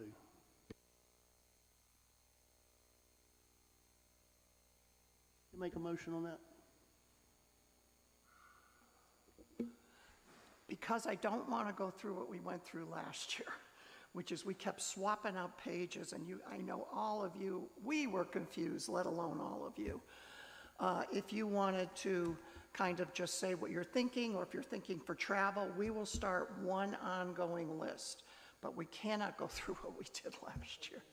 Yes, ma'am. But if you wanted to say, I'd like to up travel, we'll start a list, or we'd like to up the mayor's salary, we'll start a list. But I'm not going to go back and forth with pages. So Electricity's enterprise fund pays for the Electricity's annual. And if you're going to go, I need to know that so that Larry and or Ellie know that you're going. Yes. I would like to go to that as well. We need to be represented at these events there where we can resolve our issues, especially if they're legislative issues, things of that nature. We were not represented in City Vision this week. So one of the things that I would like us to think about is that we have a master calendar that goes up that says this 5-day training, this regional statewide training is this month at this week, and then we work our calendars around that. The reason I didn't go to the event that Mark went to is because we're doing budget. And both the manager and I both missed it. I mean, I can't blame the manager because I missed it as well, because it goes under focus. No, it goes under other. I guess that's what it is. You know, when you can look at your email, you get focused and other. Well, the thing came in another, and I don't look at that every day. Now I have to train myself to look at it every day, and I don't even know how it figures out how it does that. But, so I missed the thing, so I would like us to be able to put that out there so you can plan in advance what that would look like, because that meeting that Mark went to, and he missed the first 2 days of it, I think, that's when the mayors all get together and they do their yada, yada, yada, and then another day somebody else gets together, and I think we came in on the third day of it. But that interaction is how you learn best practices. You get to interact with the executive director, the League of Municipalities, promote your lobbying needs. It's like going to the 19 mayors meeting and stuff, you know. Are you going to agree with all 19 mayors? Absolutely not. But there's good things that come out of those discussions, and we have traditionally not participated in them in the last, it's not like we've never participated, but in the last several years we have not participated in any of those meetings. And so I want to work our budget meetings. I'd even like to have next year a budget start earlier, so that if something comes up, we have some flexibility to move that stuff back and forth. But that's for another day, talking about a calendar.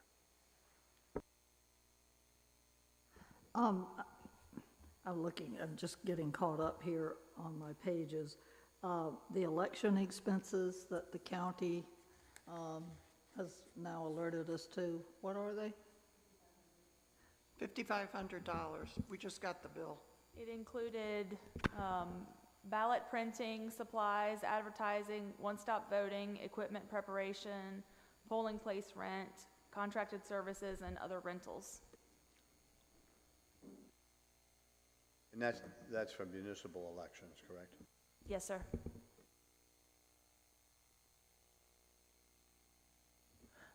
I would, if we're looking, and I understand what Alderman Spencer's saying about the travel and training and with all the different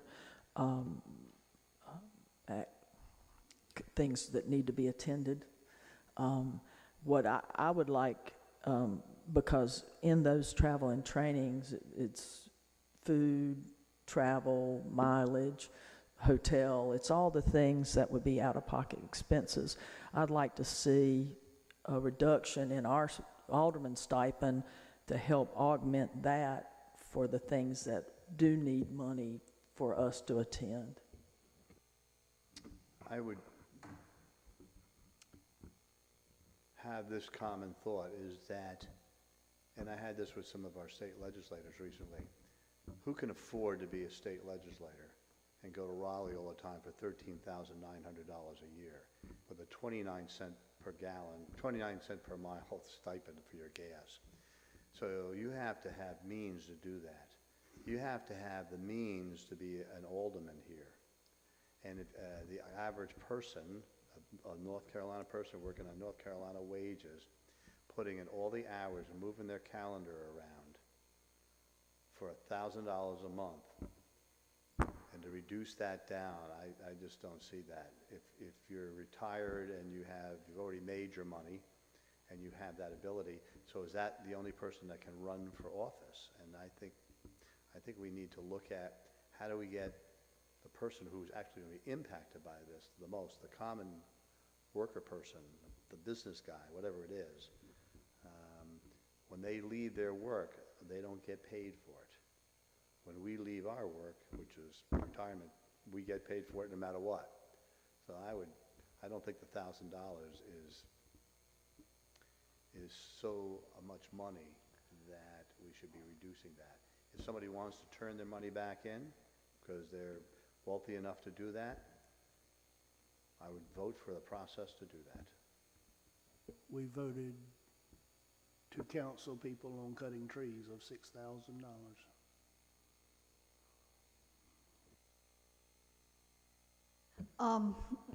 I've in the past talked about, serving is an ennobling thing to do, and ideally, you would do it at no cost to anyone else. It would be a public service.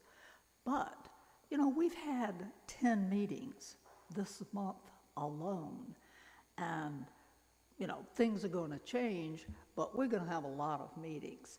And this, as the mayor just said, we are getting to the point now where we are eliminating service as a alderman to all except people who are retired or who have the ability to just take off work all day.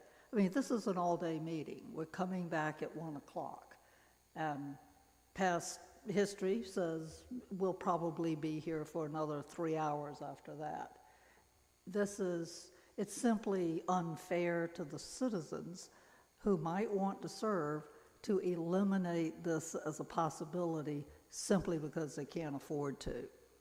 I mean, I know people who have said they would like to run for alderman, and they can't afford to. They've got a job, a full-time job, and we meet in the daytime. Look at today, just for example. So, although the ideal would be public service as a gift to the people, actually, in reality, it doesn't work that way. Let me add to that. I don't know how somebody that's currently working, Robert, I don't know how you guys can actually take the time to do this. How do you carve that out of your day? We're barely getting by. Yeah, I can see that. Let me be clear I don't know how to you do this. it. Let me be clear. I'm going to be clear. She doesn't speak for all of us. Yeah, let me be clear. This job is my priority. This job is my priority. This right here. If I could make my living doing this, I would do this and this alone, but I cannot. I went to school and studied political science. I was foolish and wanted to be that kind of individual, but it doesn't pay the bills. And if you take my opinions out, you take the working class opinions out of this dais, you're going to find a whole nother Southport real quick like. We are going to have to spend the money and get out. We cannot lead under the dome. The reason you go to these events, the reason you're paying this money is to put us in front of people that are laying out what the next label of money is coming available. If you're in the room when they educate everybody on the money, you're the first one to get it. Either we go out and find the money, or we come home and we tax our citizens. It's one or the other. There's no revenue stream, so you either have to go find the money or tax. That's where we're at. Let's find the money. And just as an example, this past weekend, I was invited to 5 different events. And I could turn them all down, as Rich Hall turned them all down, but they expect, if they ask one of us to come, they expect us to come. And that was just one weekend. And so we had 4 meetings, that's 9 meetings, plus I had 2 other sidebar meetings with other people. That's a lot of time to do that. So I'm just saying that the salaries, you know, at the state level, they have to answer for themselves, but they're stuck in 1950. And we're not quite in 1950, but we need to start looking about how we do this so that the average man can, when I use man or woman, can apply and just run. Look at how much money you spend on a freaking election. It's a lot of money. Like I said, in a perfect world, public service would be provided at no cost. It would be for the public. And we just can't. We eliminate too many potential people who would want to be on this board and would serve well by requiring that it be at no cost. I think that those that can and want to donate their salary back to the city, I think that's a wonderful option for those that don't want to take it. But I have to pay someone to take care of all the things that I'm doing in my business because I'm here and making this a priority. So there's someone else who's taking care of my business right now while I'm sitting here with this as my priority. When COVID came along and things shut down, I was able to be an alderman and not really get worried about eating or food or things of that nature. I know that sounds bad, but it is a security for us to, when the person wants to talk an extra hour, we can, because they paid for it. Anything else on this particular topic? Bonnie? No, I was just going to say, I think the mayor wants to take a 5-minute break, but do you want to have lunch brought in? Because if so, I got to order. I was just going to have Tanya get some pizza, but if we knew now, we'd be better off. Lunch? 1, 2. Yeah. Put your hands up if you want lunch. Okay. I can always count on Robert.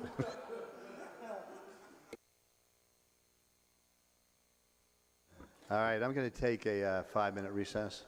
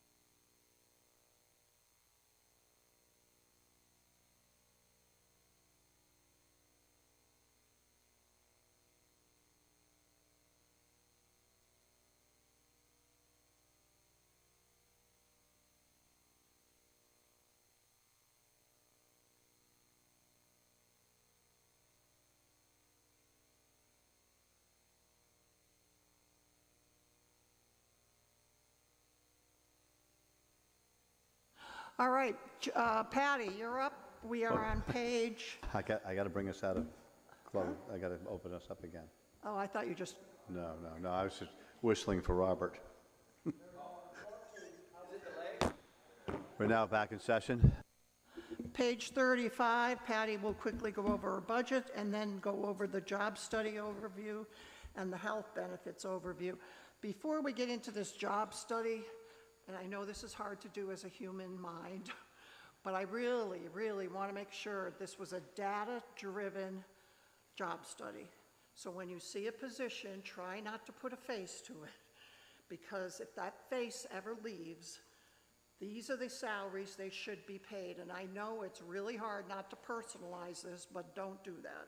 Just look at it as a title, so. Well, I guess my first, to follow up on what you just said, and you probably will answer this question. When I'm looking at this, some of these positions have large increases to them.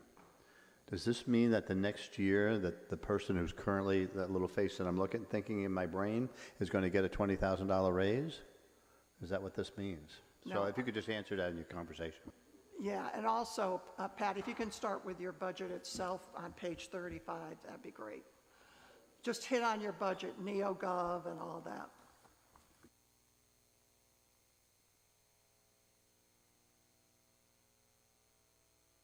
No, just major. I mean, you have hardly anything in this budget, so it's NeoGov, travel training, communications, employee recognition. Yeah, the NeoGov is, thank you.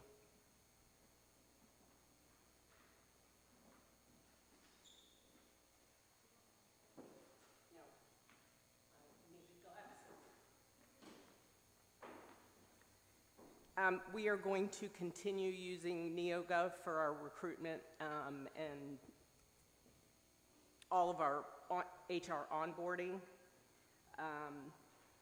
For the newer people and the people that are watching, could you explain what that is, what that company is? Yes, NeoGov is our HR management suite, and it allows us to post on governmentjobs.com, other resources out there. I think it's, I'm trying to think, Indeed, LinkedIn, but the main one is governmentjobs.com. And then it also houses all of our onboarding electronically, so we're able to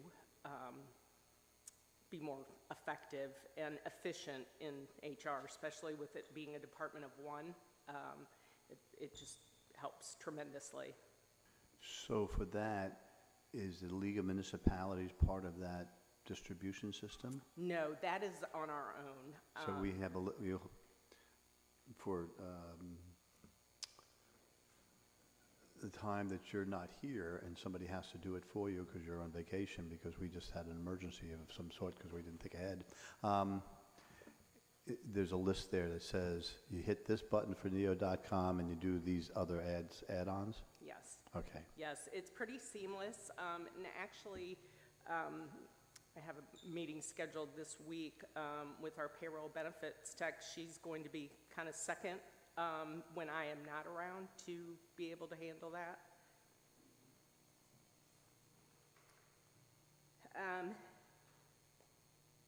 Is there anything else? Travel and training request is for $2,000. That's really for the public service HR training.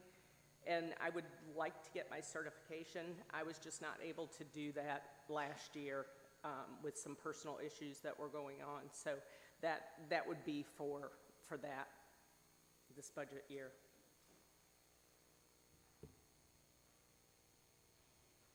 And employee recognition? Employee recognition, we did not have a chance last year, but we are putting together quarterly luncheons. And it will be just employee recognition, employee appreciation. We're going to have each department head recognize employees, and we're going to try to do that on a quarterly basis. We have a committee that we formed, and it was thought that that would be more beneficial to everybody, try to boost morale. You know, there's all kinds of different ways to recognize, you know, service awards and, you know, clocks and things like that, and that is just not what our committee thought would be most important to our employees. So that's why we're going that route. What cert are you missing? I'm sorry? What certification are you missing? My public service. Okay. Because I was in private for 30 years and I have my PHR. I do not have the public service HR certification. Where does the, I'm going to call it the flower fund, for lack of a better term, where does that money come out of? So we give money, the city, somebody's parent dies, yada, yada, there's money that comes from somewhere to pay for that. I'm not sure what policy, procedure, where that money comes from. We do recognize that when we have deaths, but that might be a Lance question. It's actually in the administration budget, I'm sorry. Page 28. It's under other services, special events, holiday decorations, flowers, catering, and ID badges.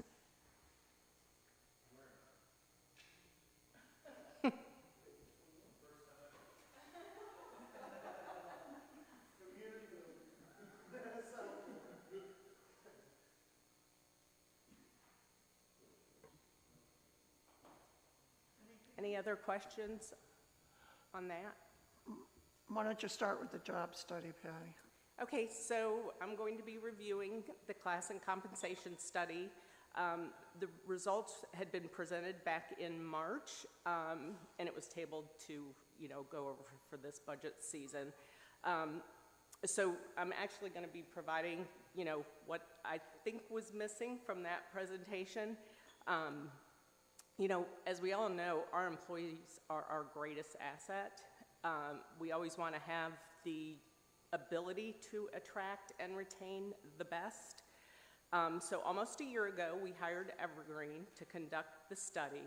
Our current pay plan was compared with 4 counties and 14 similar communities. And at that time, it was identified that we have an overall deficit in our current compensation plan. It is actually recommended to conduct studies every 3 to 5 years, and I believe the last one was 2017, so it's long overdue.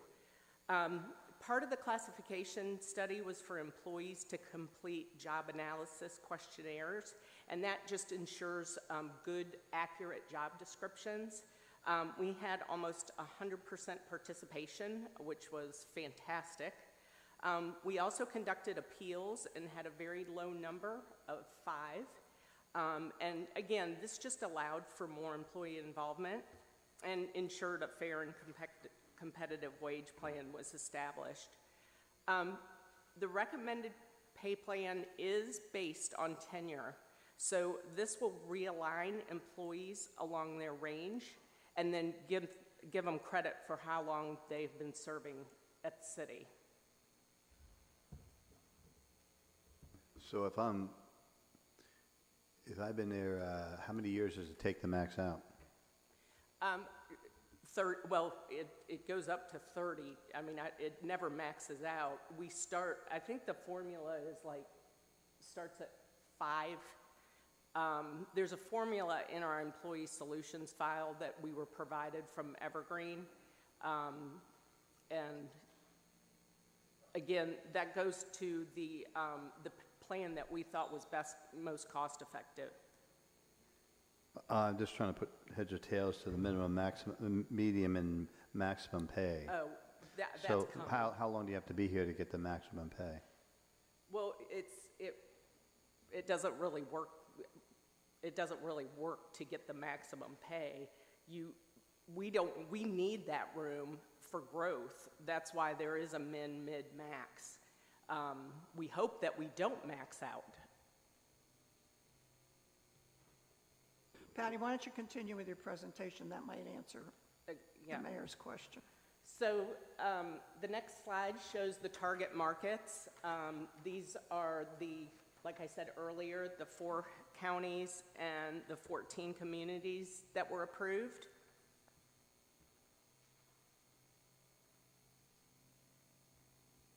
And we thought it would be easier to show the plan by department.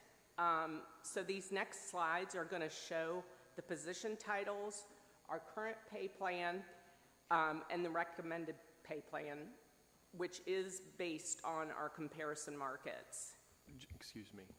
The proposed is part of the new budget. Correct, it's in the budget. It's not in the particular line item, but it's in the budget.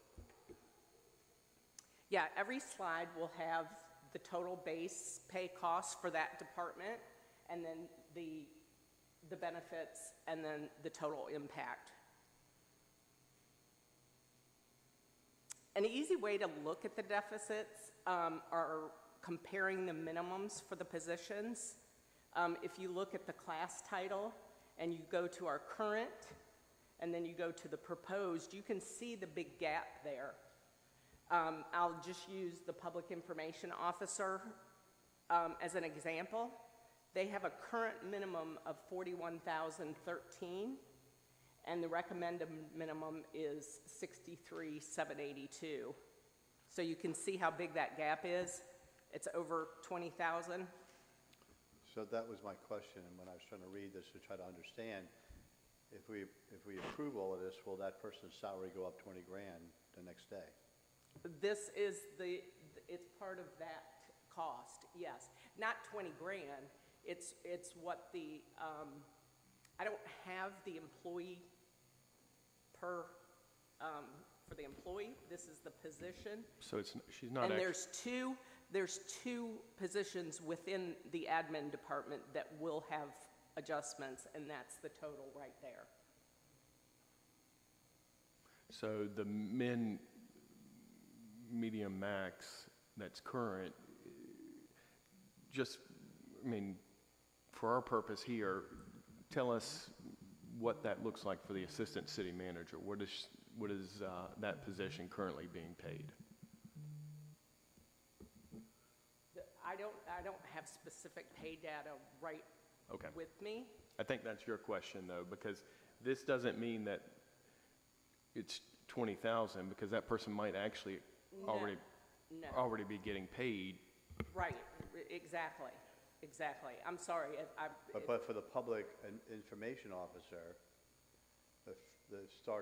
we just started someone in that, they'd be at 41 or somewhere in that neighborhood, and the next day they're at 63, almost 64,000.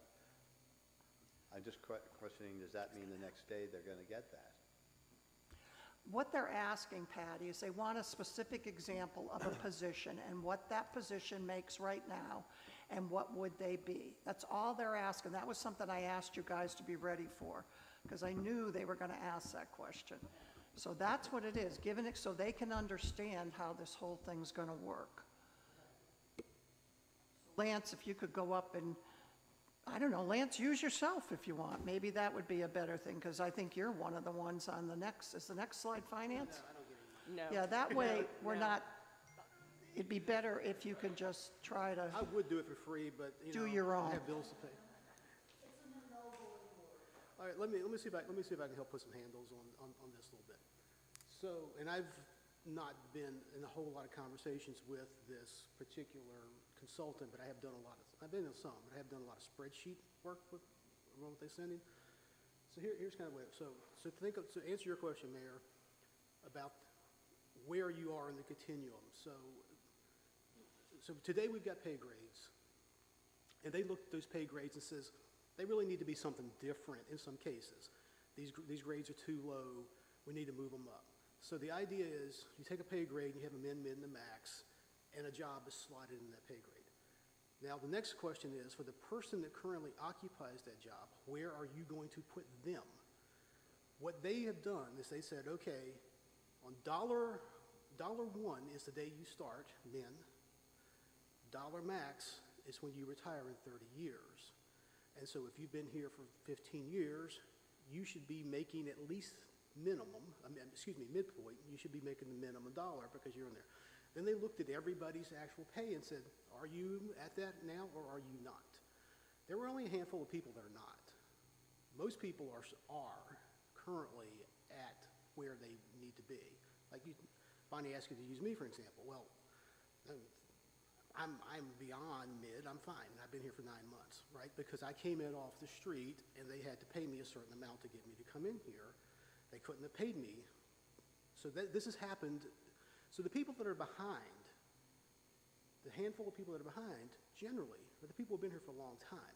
They haven't had the opportunity like I've had to move in and say the market is this, you got to pay that. And so you want an example.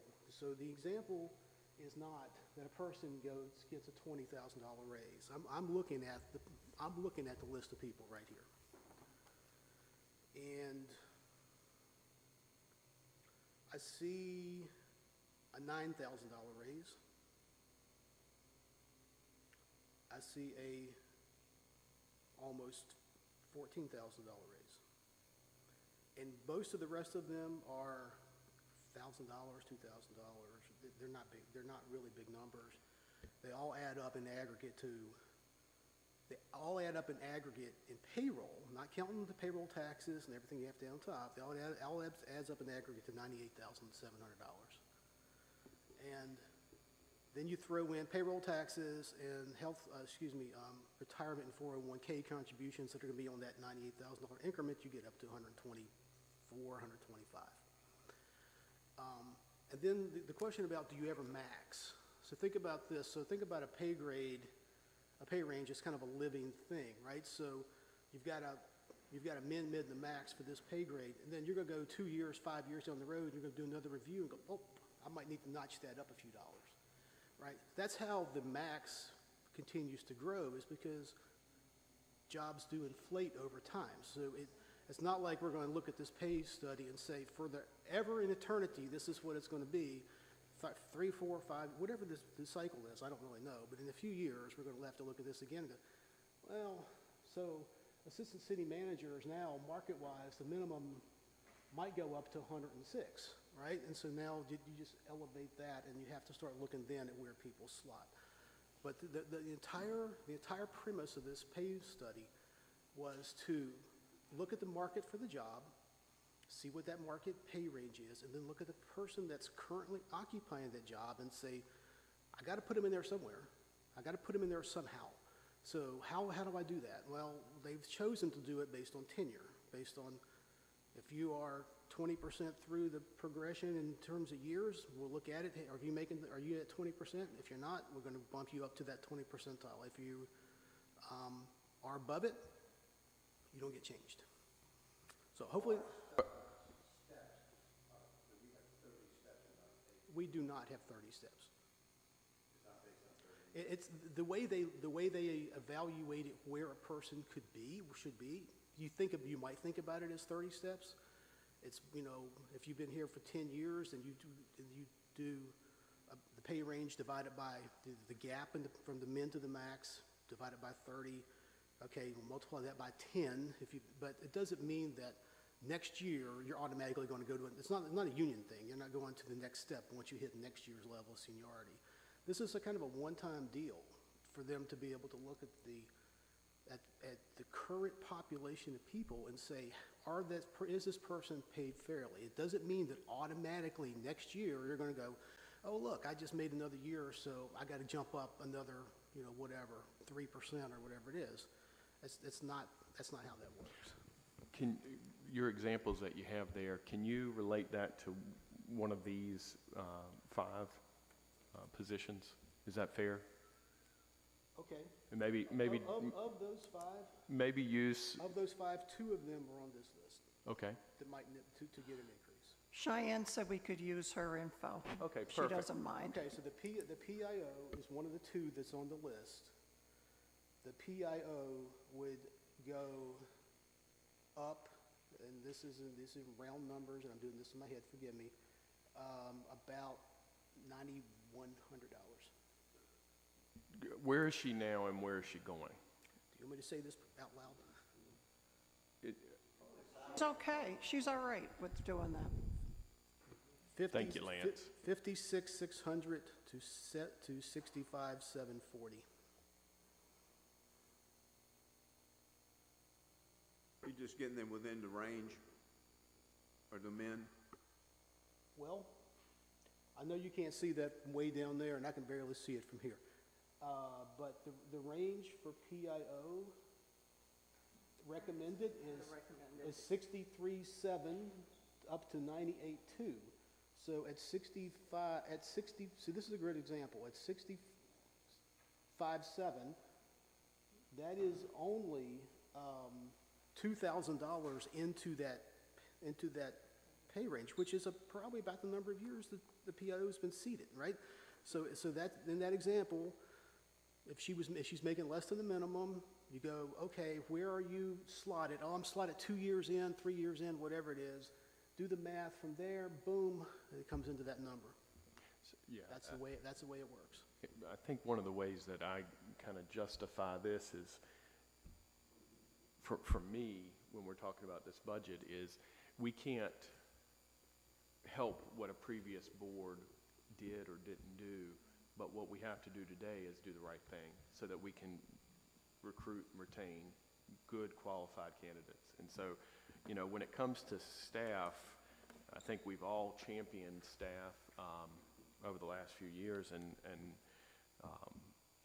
you know, finally we've gotten to this point. So I guess I'm trying to combine two things here. And Robert, I'm totally with you on this.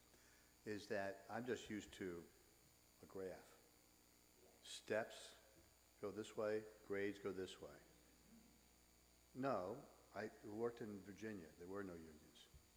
So we were just collective begging as a public employee.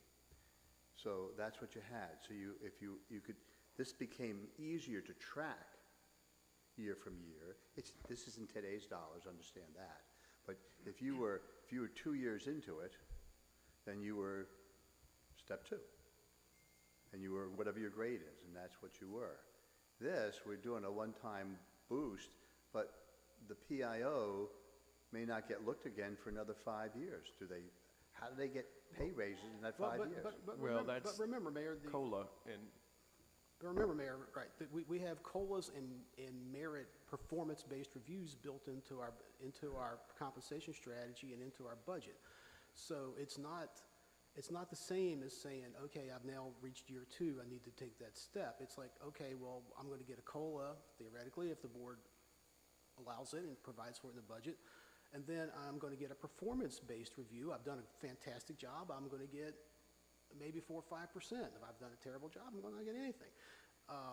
But that will progress people further down the path, and then periodically, the elevation of the path will be changed, right? And hopefully, if we've done our job, just elevating the path doesn't mean that we won't have people that are behind in that pay, but it will keep them from hitting some kind of a max that just stops them, because this is not good for 30 years, you know that.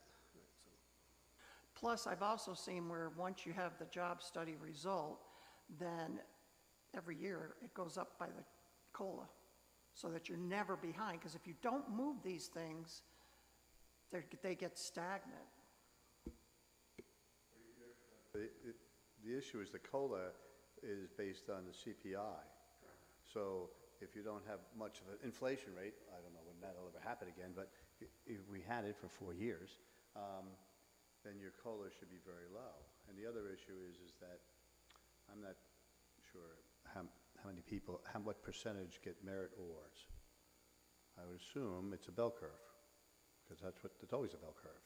But I have not been able to figure that out what's the percentage of people in Southport that get merit awards as opposed to the total number of employees that we have. Patty, you have that, because I asked you to look into that. Yeah, we have, everybody receives a performance evaluation on their anniversary date, and they're given their merit at that point. The average right now is 3.7%. No, what you're saying is that every employee in Southport is above average. Because you No, get a Pat- merit award based on, if you're satisfactory, you're just satisfactory, you got your COLA. If we're giving a merit award to every single person, regardless, now the percentage may change, but if everybody gets a merit award, it defeats the idea that I'm really working hard to do a good job and I'm being denoted for that good job. If the guy next to me doesn't do half that job and is also getting a merit award, there shouldn't be any merit award for just satisfactory. You're not saying everyone gets one. No, I'm saying that, Because zero would be like, factored in on some of those. Yes, correct. If you are an outstanding, you exceed all expectations, you would get somewhere between 4.5 and 5%.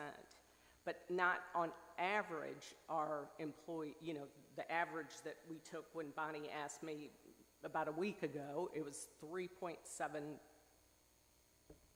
Well, to get that high number, 3.7, a huge number of the employees would have to get 3.7 or high, there's a huge number of employees that are there. We don't have a bell curve then. Patty, I guess the question, how many have ever received a 0? We've never given a 0. Okay, how many have received a 1? None. How many have received 2s? We may have given 2.5s. We've probably had a handful. So I think that kind of answers the question. And then you've got your 3s, and then, how many have gotten 5s? I don't think we've had a 5. Right. I don't think we've had a 5. I mean, we have outstanding employees in lots of areas, but like I said, the average out is about 3.7. If you've never had anybody get in a 1 or a 2, making the assumption that those people are below standard, then there's no incentive really for them to move up. You should have had a discussion with them saying, okay, these are your deficiencies. This is what you've got to do to correct those deficiencies. Right. And if you don't, these are the consequences. So, there's got to be something that's done at that point in time. If they are really a 1 or a 2 and they're not getting that, they're getting something else. We need to look at that. Well, and if they're a 1 or 2, they probably shouldn't be employed with the city of Southport. Bingo. And that's something that Patty has very much worked on. And I've worked with her to train and explain to department heads how important these evaluations are and how they have got to be done. And you've got to work with people. If they're not doing the job, then come up with a plan of action and give them a warning that if they don't change what's going to happen, then they're not going to have a job. Isn't the point of having a scale like that to go from the average to the excellent, not from 0 to 5? So the ones that we're starting at 2.5 need to be our zeros, and then we move up from there. I've just never seen a process in which just about everybody gets something for a merit award, because I look at merit awards as being above satisfactory. And it appears from this conversation, that everybody is ranked above satisfactory, except for maybe 2 employees, above satisfactory. And in any group of people, it just doesn't happen that way if they're being evaluated correctly. It should be a bell curve. You may have a little lopsided on your bell curve because you just happen to hire a lot of really good employees. It doesn't have to be perfect, but it has to be a bell curve. There's people who are not doing their work. There's people who are doing satisfactory as the top of the bell curve, and the people coming down here are the ones that are getting merit awards if you're past the satisfactory mark. But until we establish what satisfactory is, not only do you take your job description and it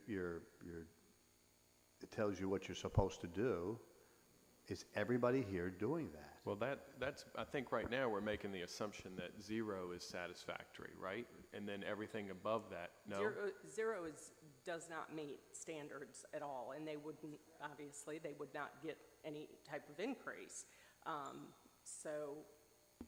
Shouldn't 0 be average? 0 is No, the starting point? I've never seen that. Otherwise, we 0, fire you because you're not doing your job? this is the way we're doing this. 0 would be, you're ready to go out the door.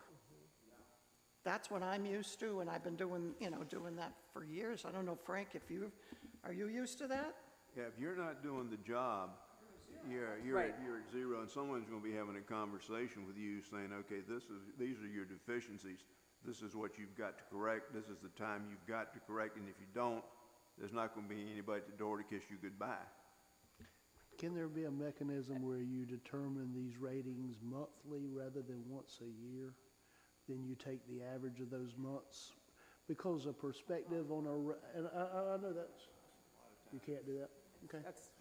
That's like, We're probably barely doing a review, right? Like, it's hard enough to get the reviews done yearly. right, well, again, that was training. We did performance management training with how to write a review, how to actually deliver a review, and then how to, score the review. So, If somebody is not if they're, getting the job done and you know it as their manager, there's probably a time, even on a monthly basis, or it might be daily basis, whatever, that you are counseling with them and saying, okay, these are the things you need to do. Get yourself up to speed. You can't wait for a year for that to happen. correct. We have performance improvement plans when we do have failures, or opportunity areas for folks to get better. Because you gotta tell them the good, bad, and the ugly.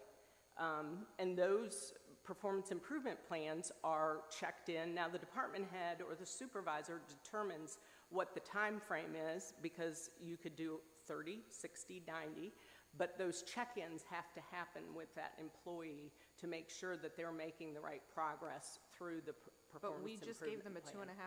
2.5% raise when they're on a plan No. like that? No, they don't get an increase. We haven't come across that because, again, we just went with the anniversary. Okay, because like Cheyenne no. bends over backwards and is here all the time and is doing fantastic work, and for her to be compensated accordingly, it should not be the same as somebody who's just clocking in and clocking out. No, it wouldn't be.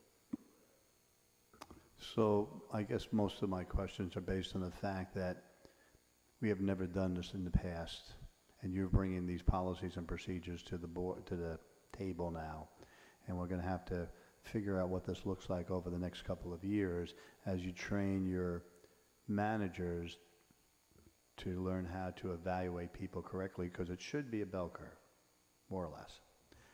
And if they can't do that, then their appraisals get marked down, because they're not doing their job of appraising the people correctly. But we're too fresh into the program to be able to do that now. But every year going forward, we need to take a new look at this. About most of the issues when you go to something like this is because of the managers, not necessarily the employees.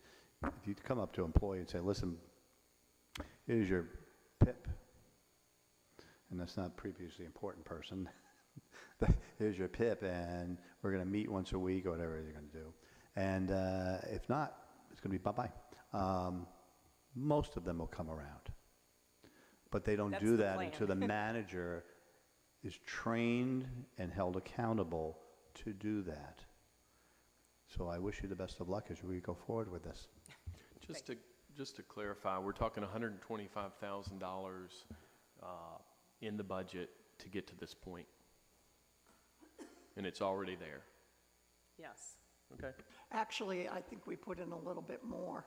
Yeah, it was. So you could probably take some from that once we get there, but I'll just mark it on my list of stuff to bring back to you guys. Yeah, Lance said it was 145, so. So with that said, do we want to nix going through the departments to see what the cost impact is? Because, It's up to you. The only thing is, we're on a time crunch here. okay, So, well, I think generally, I'm going to just ask the board real quick so we can move on. Generally, if we agree with page 1, we agree with the others. right. Because you guys did the minutia of that. Unless there's somebody has looked at these charts and sees something that's really outstanding and you want to ask the question about, are there any other questions on this topic? We're putting a mechanism in place now to handle something that hasn't been handled in the past. Correct. Let me also just say too, and I've said this before, we are having major issues filling, especially department heads. I just made an offer to a planner. She could not find anywhere to live. So she's gone. So, I mean, something has got to jive here to get people enough salary to be living in this area. I'm not saying Southport, just the area. I'm curious, planning services, looking at this, you know, I guess the ranking is the right terminology. Building inspector recommended maximum 98.2. City planner 92.6. I would think that the planner would be head of the department. So when they go out to market those 14 comparisons, that's what that data comes in, and this was what was provided to us based on those other communities and counties. Well, since all of the other positions answer to the department head and the planner, whoever that might ultimately be, will be the head of the department. I think this is something maybe we would look at a little differently. I think the city planner is Maureen Meehan. There's her job. There's still another position of, well, we calling it Director of Development Services. But we ended up having that position done, right, Patty? We haven't done, it's not reflected on Right. here because it wasn't filled, it's not filled. Right. That's where I'm confused. Yeah, It's the not city on planner here. is not the All department right. head. What do we think that might be? I'm sorry? Do you have the range for the director? No, he's sending the software, or he's sending me the ability to add when we put somebody in. And we also will add, like Bonnie was stating earlier about when we have a COLA, this all moves. It's a working system for us, so that you don't have to conduct a study every year. Well, mindful of what Bonnie has just told us about how hard it is to fill this particular position, I'd really like to know what the ranges are for that so we can address the shortcoming. And Yes, ma'am. Bonnie, since this was a new entry, were you basing the compensation on the new suggested amounts? We were.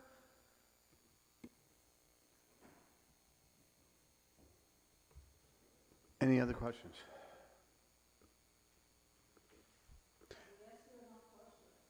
Oh, it's fine.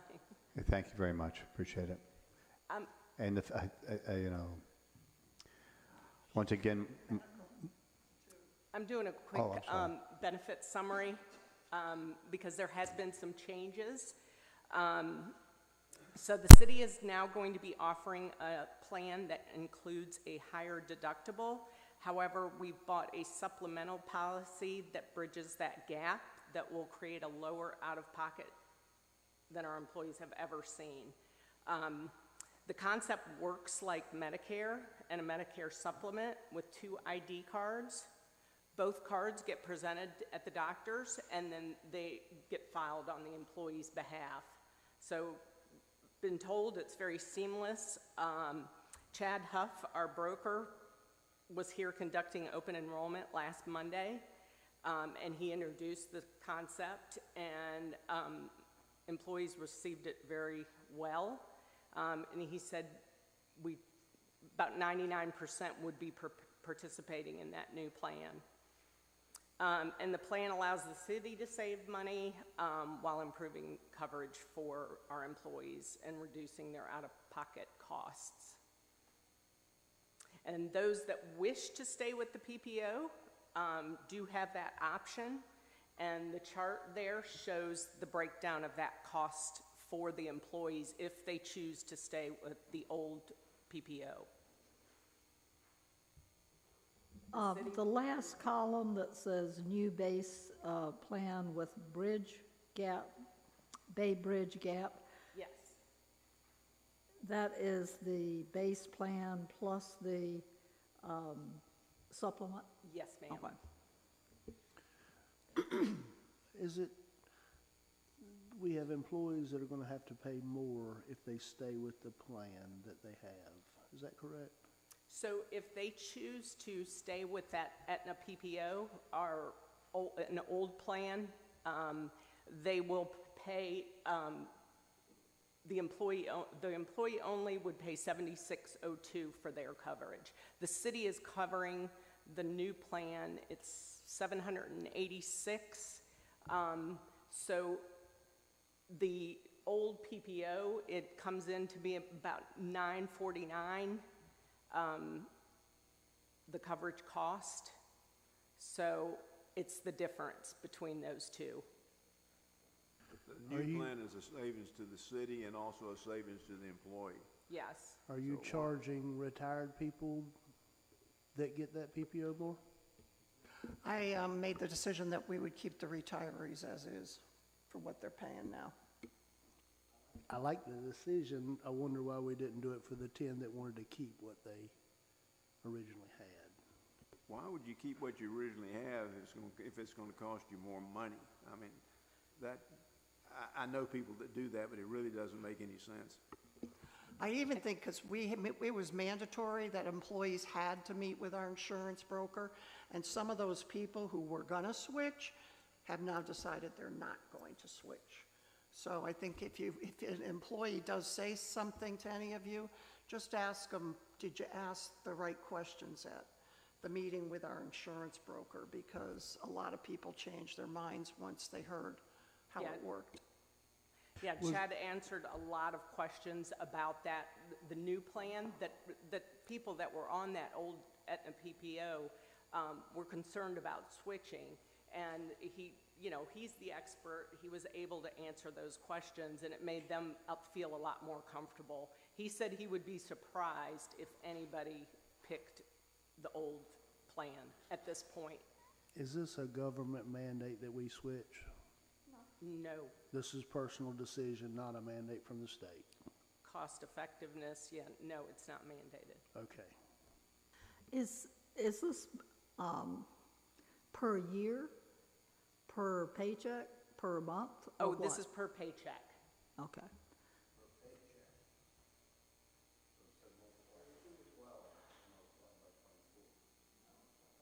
No, Is it- we have 24 Yeah.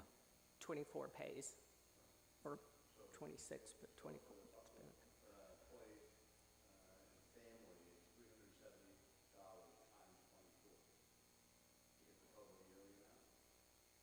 Yes.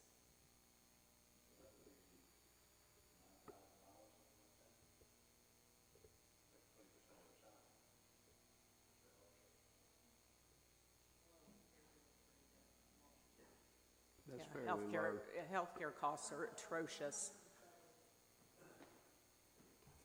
So the only other changes are providers. There's no cost change. We're moving from Companion to MetLife for our dental insurance, and then Mutual of Omaha will be our basic life carrier.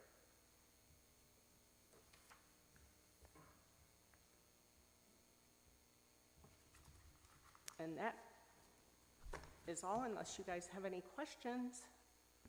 Any questions from the board? Thank you, ma'am. All right, Lance is up, page 32, finance. Okay. Well, good. Guess it's morning still again.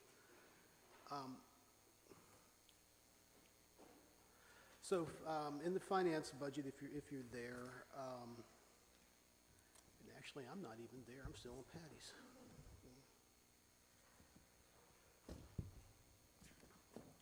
So we in finance basically pay for two types of things. We pay for our personnel, and we pay for services that are citywide, and costs that are citywide that end up in the finance budget, and they're not finance per se. I think you've probably in the past maybe seen a slide similar to this. This is our current org chart. There's me. There's 4 full-time people besides me, 5 full-time people besides me, and two part-time folks that are in customer service. And we're going to talk about the little purple box here in a moment. I'm asking for a temporary increase in headcount just so that I can do some recruiting and then go right back down. But we'll talk about that in a minute. Just what do we do? Some statistics for this little band of warriors does. We take about 9,400 cash payments a year at that front desk. It's a lot. Many of them obviously are water sewer bill, but there's a lot of other type of cash transactions that occur in the city. We issue about 42,000 utility bills a year. Most of those will, of course, go away with the merger. And we've taken the job that does that out of our budget. We pay about 3,200 invoices. We issue about 2,150 checks a year, vendor checks a year, and about 3,500 paychecks. And then obviously we do accounting and audit and budget and analysis and work on water sewer mergers and all those kind of things as well. So the budget that you're looking at here has the salary and benefits for the existing 6 full-time and the existing 2 part-time staff. This is 1 less person than you approved last year because we don't, we have not filled the vacant utility billing analyst, understanding that that person would go away as soon as this water sewer merger is over with. And the position, the temporary position I've asked you about is not, that I've mentioned to you is not in these numbers at all yet. Non-personnel costs, it's mostly what we have are costs that are citywide. So it's software is a big one. Our financial accounting software costs the city about $35,000 in total a year to license it. That is $9,000 less than it was last year because we took a look at it. There were a couple of modules that we were paying for that we weren't using, so we killed those for this upcoming year. So the bill we've just gotten is $9,000 less than it could have been. We pay about $33,000 a year for our payroll software, payroll timekeeping. Everybody in the city uses it. Everybody's got an app that they clock in and clock out on the app. They take their request, their paid time off that way. And of course, their paychecks and their taxes and their deductions and all those sort of things are all handled through that payroll system. Other big items we have is buried in our finance budget. The Brunswick County collects our real estate taxes for us and our car tax, personal property on vehicle taxes for us, and they take a slice for their services, and that slice ends up in my budget here. It's not anything that we're spending ourselves. And then we have a lot of postage costs. We obviously, as the people that that send out the checks and all that, we've got the postage machine, we've got the lease on that, we've got the postage, we've got the envelopes, we've got all those kind of things in our budget. So this is really not a whole lot in there other than that. We do have some travel and training in here. It's been a couple years since we've been able to get people consistently to go to the UNC School of Government for any sort of training. So we've got a provision in there to send some folks to take some finance-specific classes at the School of Government. Other questions before I move forward? Any questions? You're going to explain to us what the treasurer does, right? I'm going there next. Well, I just have one quick question. We still have people who get paychecks? No. Okay. But everybody gets a pay stub. Most people get a pay stub, but there's nobody that actually gets paid on a paycheck. Okay, thanks. Okay, so I mentioned once in a meeting here that many of you were receptive to the concept of succession planning. And I'm giving you an opportunity now to act on that. One of my key people has informed me that she's planning at this point to retire about this time next year, sometime around between the 1st of April and the 1st of May. This is a person with quite a bit of institutional knowledge, and this is a key person that we need to be really careful that we replace with the right person. What I cannot do is wait for her to retire on April 1st and advertise that job, because this time next year we're going to be doing this. We're going to be implementing Black Mountain software, and we're going to be preparing for the end of the fiscal year and the audit. And what we can't be doing is having this big gap. So what I want to do is I want to go to market. I want to advertise a job sometime in, let's say, October. Hopefully, if everything would work out perfectly, have somebody in place by about January the 1st for a few months worth of training and knowledge transfer, and then when the retirement happens, then we revert back to the same number of people we had. But without an authorized position, I can't go out and do that. So the other thing I want to talk about a little bit is the position I'm talking about having replaced is tax collector. Okay, tax collector is a required job in the city charter. I can't not have a tax collector.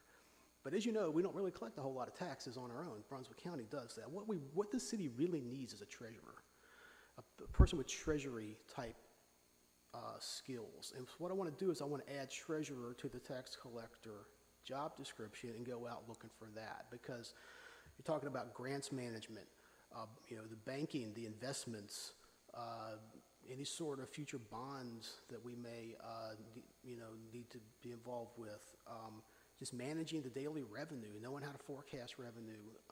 Those are the skills that we need to attract, and I want to use the word treasurer someplace in that job description. So that's what I'm asking for. I don't know how much this is necessarily going to cost, because I don't really know when we're going to get a person and how long the cross-training is going to last. I'm telling you that it could be up to $50,000 if we had a full 6 months, but I don't think it will be. I think it'll be something less than that. But I need you to put a provision in the budget. Otherwise, we're going to be in not so good a shape this time next year if we don't do this now. So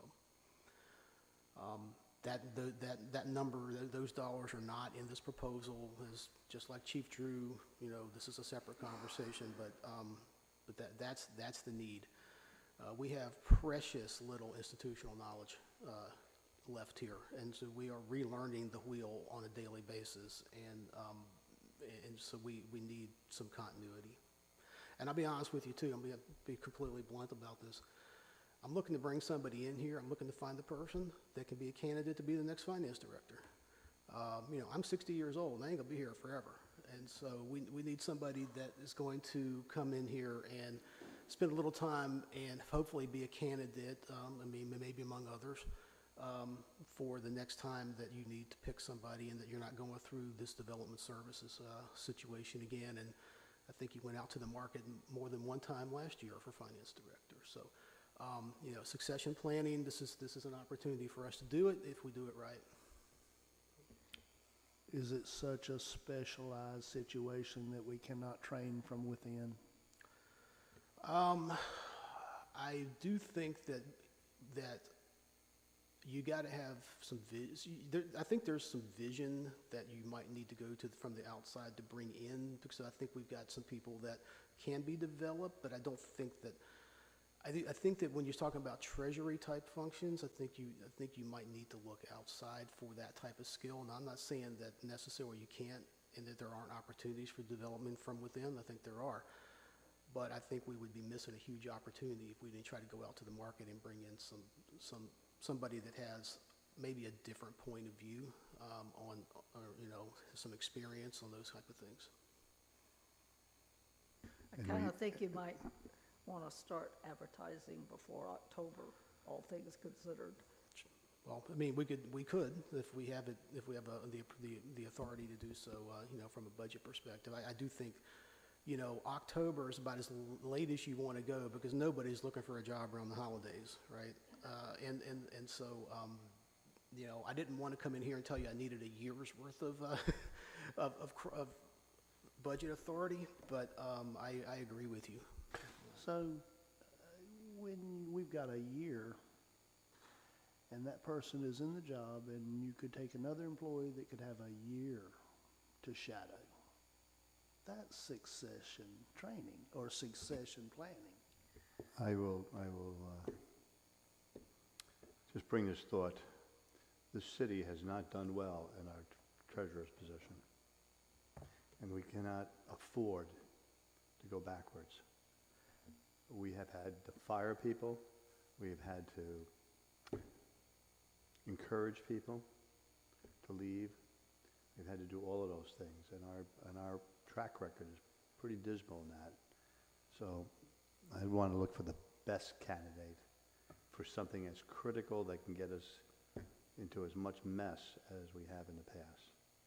There are a lot of jobs, Mark, I fully support you on, but this particular one, I'm a little bit leery about that. I want to really look at the entire world because we have not done well. Not always right. Okay.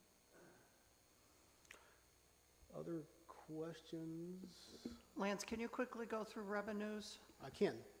Yep, Are and that revenues is, revenues is Okay. on Revenues page is up near the front. 37. So, on this is general revenue. Obviously, this is not, you know, the chief's fire fees and any of that kind of thing. This is our general revenue.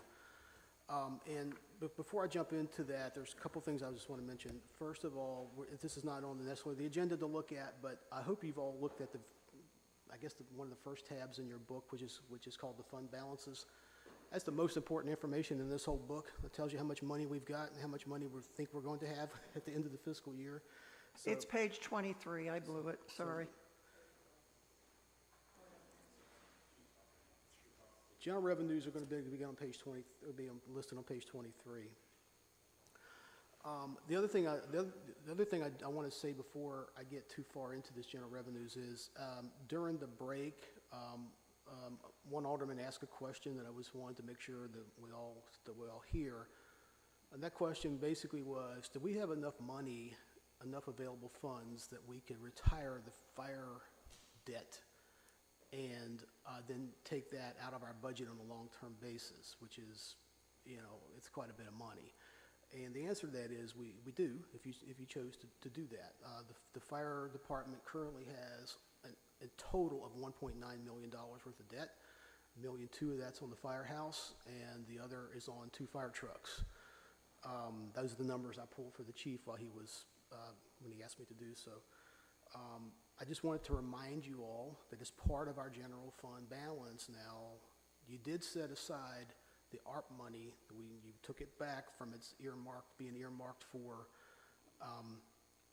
the wastewater treatment facility, and you brought it back and said throw it back in the general fund and we can do what we want to with it, which we can.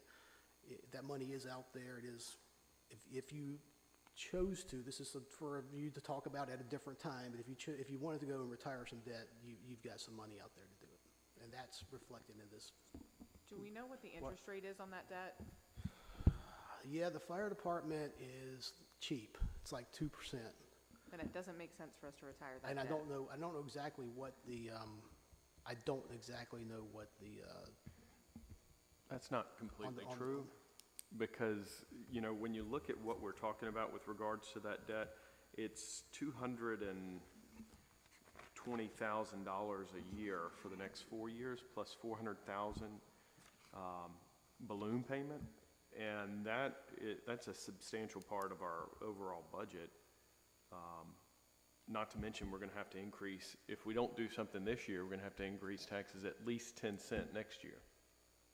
So this would help in offsetting that to some degree. We're going to have to increase taxes next year 10 cents if we don't do anything this year, no matter what we do, period. So anything we can do to reduce our overall debt, I think, is a positive thing. I don't know how that helps with bonding or anything else like that, Lance, but I'm not opposed to getting rid of debt, even if it's a low interest rate. I hear what you're saying, and I also hear what you're saying, Rebecca, because right now we're in high yield savings, right, which is probably I don't know what. It's altogether is a little less than, currently, it's a little less than 5%. So that's a huge, we're making money on that money. Now, I'm certainly not opposed if high yield drops to taking that debt out. And I'm with you, Karen, on that. We're making more money than we're losing. So Just remember, ARPA money has to be spent by '26, or you have to give it back. Okay. All right, revenue. So we've got about about 8.9, almost $9 million for the general revenue, but $1.2 million of that is the earmark that came from the water sewer fund for this one-time event. So with absent that, we've got about $7.7 million in the budget. We are, these budget numbers, they're conservative, okay? You can look at them and tell they're conservative, and the city manager and I talked about this.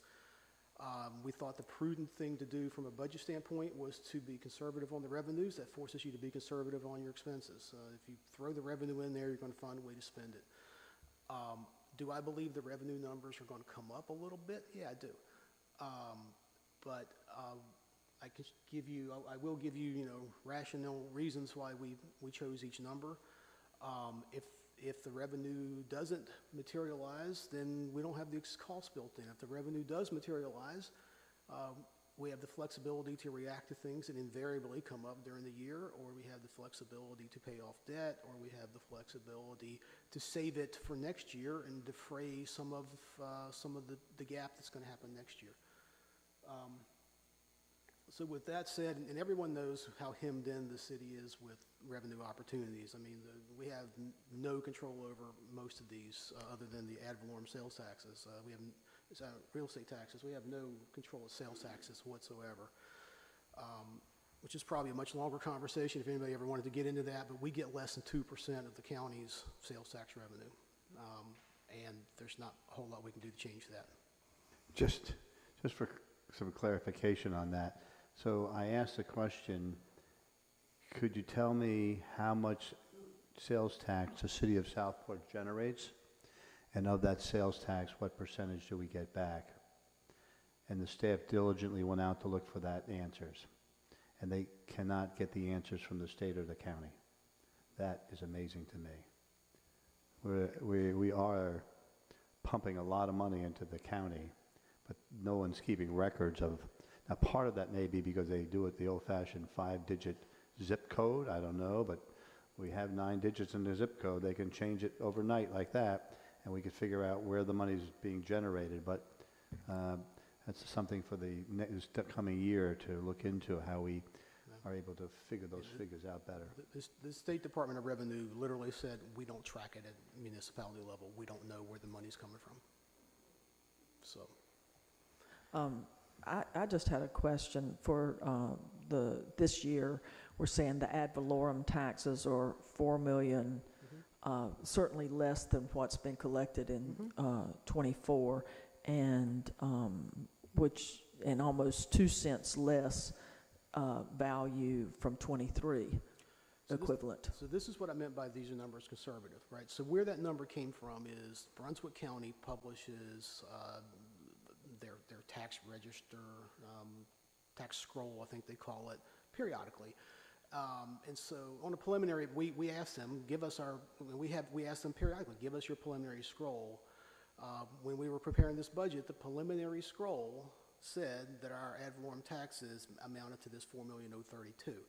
And as we can see, we've already collected more than that for FY '24, and we collected more than that for the prior year. Now, we don't collect a whole lot of real estate taxes this time of the year. It's mostly over with before the next bills come out, but a few more dollars will trickle in, and we'll get up above the 4.3 from last year. So this is what I meant by the revenues are conservative. I have a piece of paper from the county that says, here's what your real estate taxes would be, and I have evidence here that says that we can go beyond that. The manager and I decided that we were going to go with the conservative number because we didn't want to overspend our resources. But that, if you choose to go with a higher number and do something with that, we can certainly put a little revenue back in there. I always tell every elected body, do not play with revenues, because if we don't make it, we are in big trouble. So I always say, nope, please leave those alone. So, for most of the other taxes, and let me just stop and talk about sales taxes for a second. So the state DOR has advised that statewide, they expect sales tax revenue to be about 2% more than it was in the most recent year. They cannot give you a county-by-county breakdown, and the county, so we don't really know. I mean, maybe Brunswick is going to be, leading edge, and maybe we're not. But the way that most of these other taxes were estimated for the budget is I just took the most recent 12 months and said, if nothing changes, here's the taxes that we've collected over the last 12 months, not a fiscal year, but I think it was a March to February cycle. And that's what you're looking at for a budget. Interest, we know we're going to lose water sewer fund. We're not going to have that money.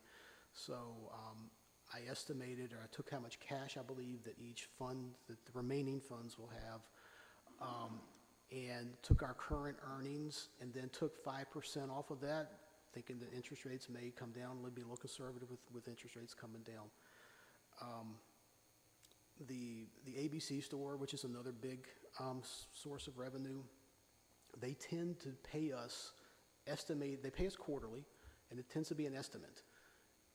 Like they're paying us in even thousands, 175,000 even, that sort of thing. And once a year, they true up. And that once a year is coming later this year. So what this represents is the last 4 payments that we got from the ABC store, including the true up from last year, which was smaller. So, the ABC revenue is another one that, if you look at it, we're a little lower than we were before, but best information I've got, and we've asked multiple times for a P&L, and they don't have anything that's got all the numbers and all the accounting transactions baked in at this juncture. That they do that toward the end of the year. So revenues, I believe they're conservative. That's intentional. We didn't want to bring you a budget that looked like that gave us the opportunity to put a bunch of expenses in there, and to point out to you that you have an opportunity, if you so choose, to either hopefully bank a few dollars here for the future, or if there's a need that you really have, then we may be able to squeeze a little bit out of the revenue. I've got some questions about the proposed or projected revenue in several categories. The privilege licenses, is that alcoholic beverages? I'm sorry, I didn't hear you. What is privilege licenses? What is that category? Let's see here. It's some kind of a business license, but I'm not 100% sure what those are. It's usually itinerant merchants and peddlers, people that have the tours, things like that. Okay. Real estate brokers have to pay for a privilege license at the state level. I don't know if that comes back. And then we come to itinerant peddler permits. What's that? That is the same, the itinerant merchant. So if someone is coming through and they want to sell something in town or set up a booth somewhere, then that's what we would charge them for. That would be like at the markets and so forth? No, that's different. If it's a city-sponsored event, then that department, Community Relations, charges the vendors. Are we collecting for the ghost tour, the horse Yes. Have they all been permitted? Yes. The $800 for cemetery lots, is this just a blue sky estimate? I was not aware that we had that many lots left to sell. That's mostly for fees for burials. Okay. Donations, $1,000. What are we thinking is gonna come in on that? So, Or what kind of donations are we talking about? We're not talking about the weather tower or the forestry, well, we got that separately, I see, but donations. we have traditionally gotten donations for utilities, to help people pay utility bills. Okay. And that, we believe, is going to, obviously crater without us having the utilities anymore. But yeah, we have people that come to the window at City Hall and pay people's bills. I mean, there's that kind of thing going on. That's where a lot of this comes from. I'm aware. Okay. Community garden, did not realize it was a revenue source, especially since it's on county property. But I think there's an expense line item in another department, and it just covers each other, that's all. It's just we have to list it as a revenue coming in, but there's a Okay. distribution going out. Okay. Yet, that one, they should have, I only know this because I know community garden people, they think they have around $4,000 in their account, somewhere in that ballpark, which is like a continued amount. And just to give a shout out to Betty Timberlake, that $750, the forestry committee, this is a bequest from someone who was more or less the founder of the forestry committee, right? Certainly one of the charter members of it, and it's the Neisler Foundation. Her family's foundation continues to donate the money. A final thing, and this may not be the right time to mention it, the ABC revenue, the store revenue is a very reassuring number. You're welcome. I know you contribute. I've been thinking, would we be advised to consider a second ABC store, perhaps, out at Southport Crossing, where the Lowe's grocery store, that whole center, that's in our city limits. We would be able to capture, I think, some people, like tourists heading out to Oak Island, who don't realize they can come to town, and they think they're going to buy all their booze from the ABC store on Oak Island, and perhaps capture a lot of St. James folks and further up the 211 who come all the way into Southport just to visit the ABC store. Could we, and again, this is probably not the budget meeting conversation, but could we perhaps start thinking about doing this? I think that Bowling Springs is ahead of us trying to steal our money, and I know our dear friends from Bowling Springs wouldn't do that, but they do have 2 locations from what I've been told. So it's going to be a fight for the market. We're better. We can, especially if we position ourselves in that shopping center. Yeah, I can say that we're better drinkers in Southport for sure. Not myself, but I used to be. Leland has got 2 centers, one technically Belleville, and they catch a lot of people coming across the bridge, and that's a profitable little center there. Any other questions? I'm just, Go ahead.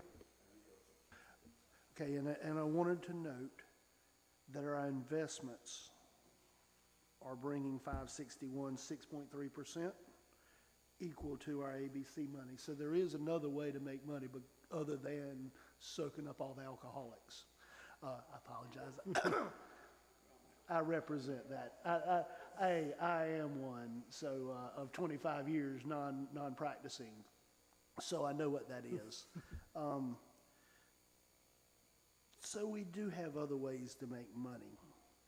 I would like to note $1.8 million in sales tax to put up with all the tourists. I myself would rather pay 13% higher tax, pay $550 a year more, and have my city back. Well, Well, Margaret, one of the advantages of a ABC store out at Southport Crossing would be that some of the traffic didn't come all the way into town. and Mark, we've spoken before that over the next year, we should probably brainstorm how we could have a legislative proposal going to Raleigh to maybe adjust the sales tax process, but we're not going to be able to do it this year. And again, it just doesn't make sense. St. James has showed us the way. Fences, we can't go use theirs, but they get twice as much income. We're still going to get the tax money. It's just change our policies. We're working on it this year. I have just a general question because I don't want to catch the staff off guard, but as we have talked about in the past, this past year, the city has had to pick up the task of running these events. And I got a figure once, and I wasn't sure if that figure meant for a specific event. How much money do we think is generated from all the booths and stuff from these events that DSI used to do? Can we figure that out? And then figure out, is that enough money to justify the cost of an additional employee who would then, we'd run ourselves. So if we could figure those costs out, I don't, that we have a general idea of how many booths are in this event and that event, and just add that up, and if we could come up with that figure, I would appreciate that. If there's no other questions, our lunch is here, and Robert is tapping his foot. You could just take a recess, because we got to rearrange the room and everything. Okay. All right. Is there any other questions of Lance? Okay.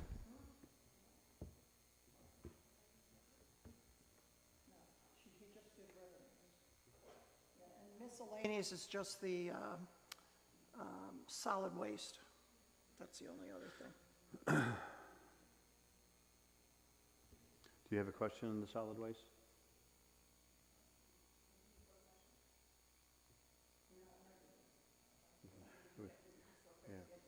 No, I mean, the only thing I was going to ask under manager comments is, do you want to review the capital improvement program tomorrow? Because if so, I'll make sure that Bob Jarvis is here. I mean, I know we've gone through it a lot, but if you still want to, then I'll just make sure Bob's here, that's all. I would ask you to do that, please. So one other quick reminder for the public, tomorrow night, comp plan right here, 6 o'clock, to make sure if you want to put your input into the new master plan for the city, that you are here at 6 o'clock for a kind of walkthrough. Thank you, Mayor. All right, we're going to go into a 45-minute break.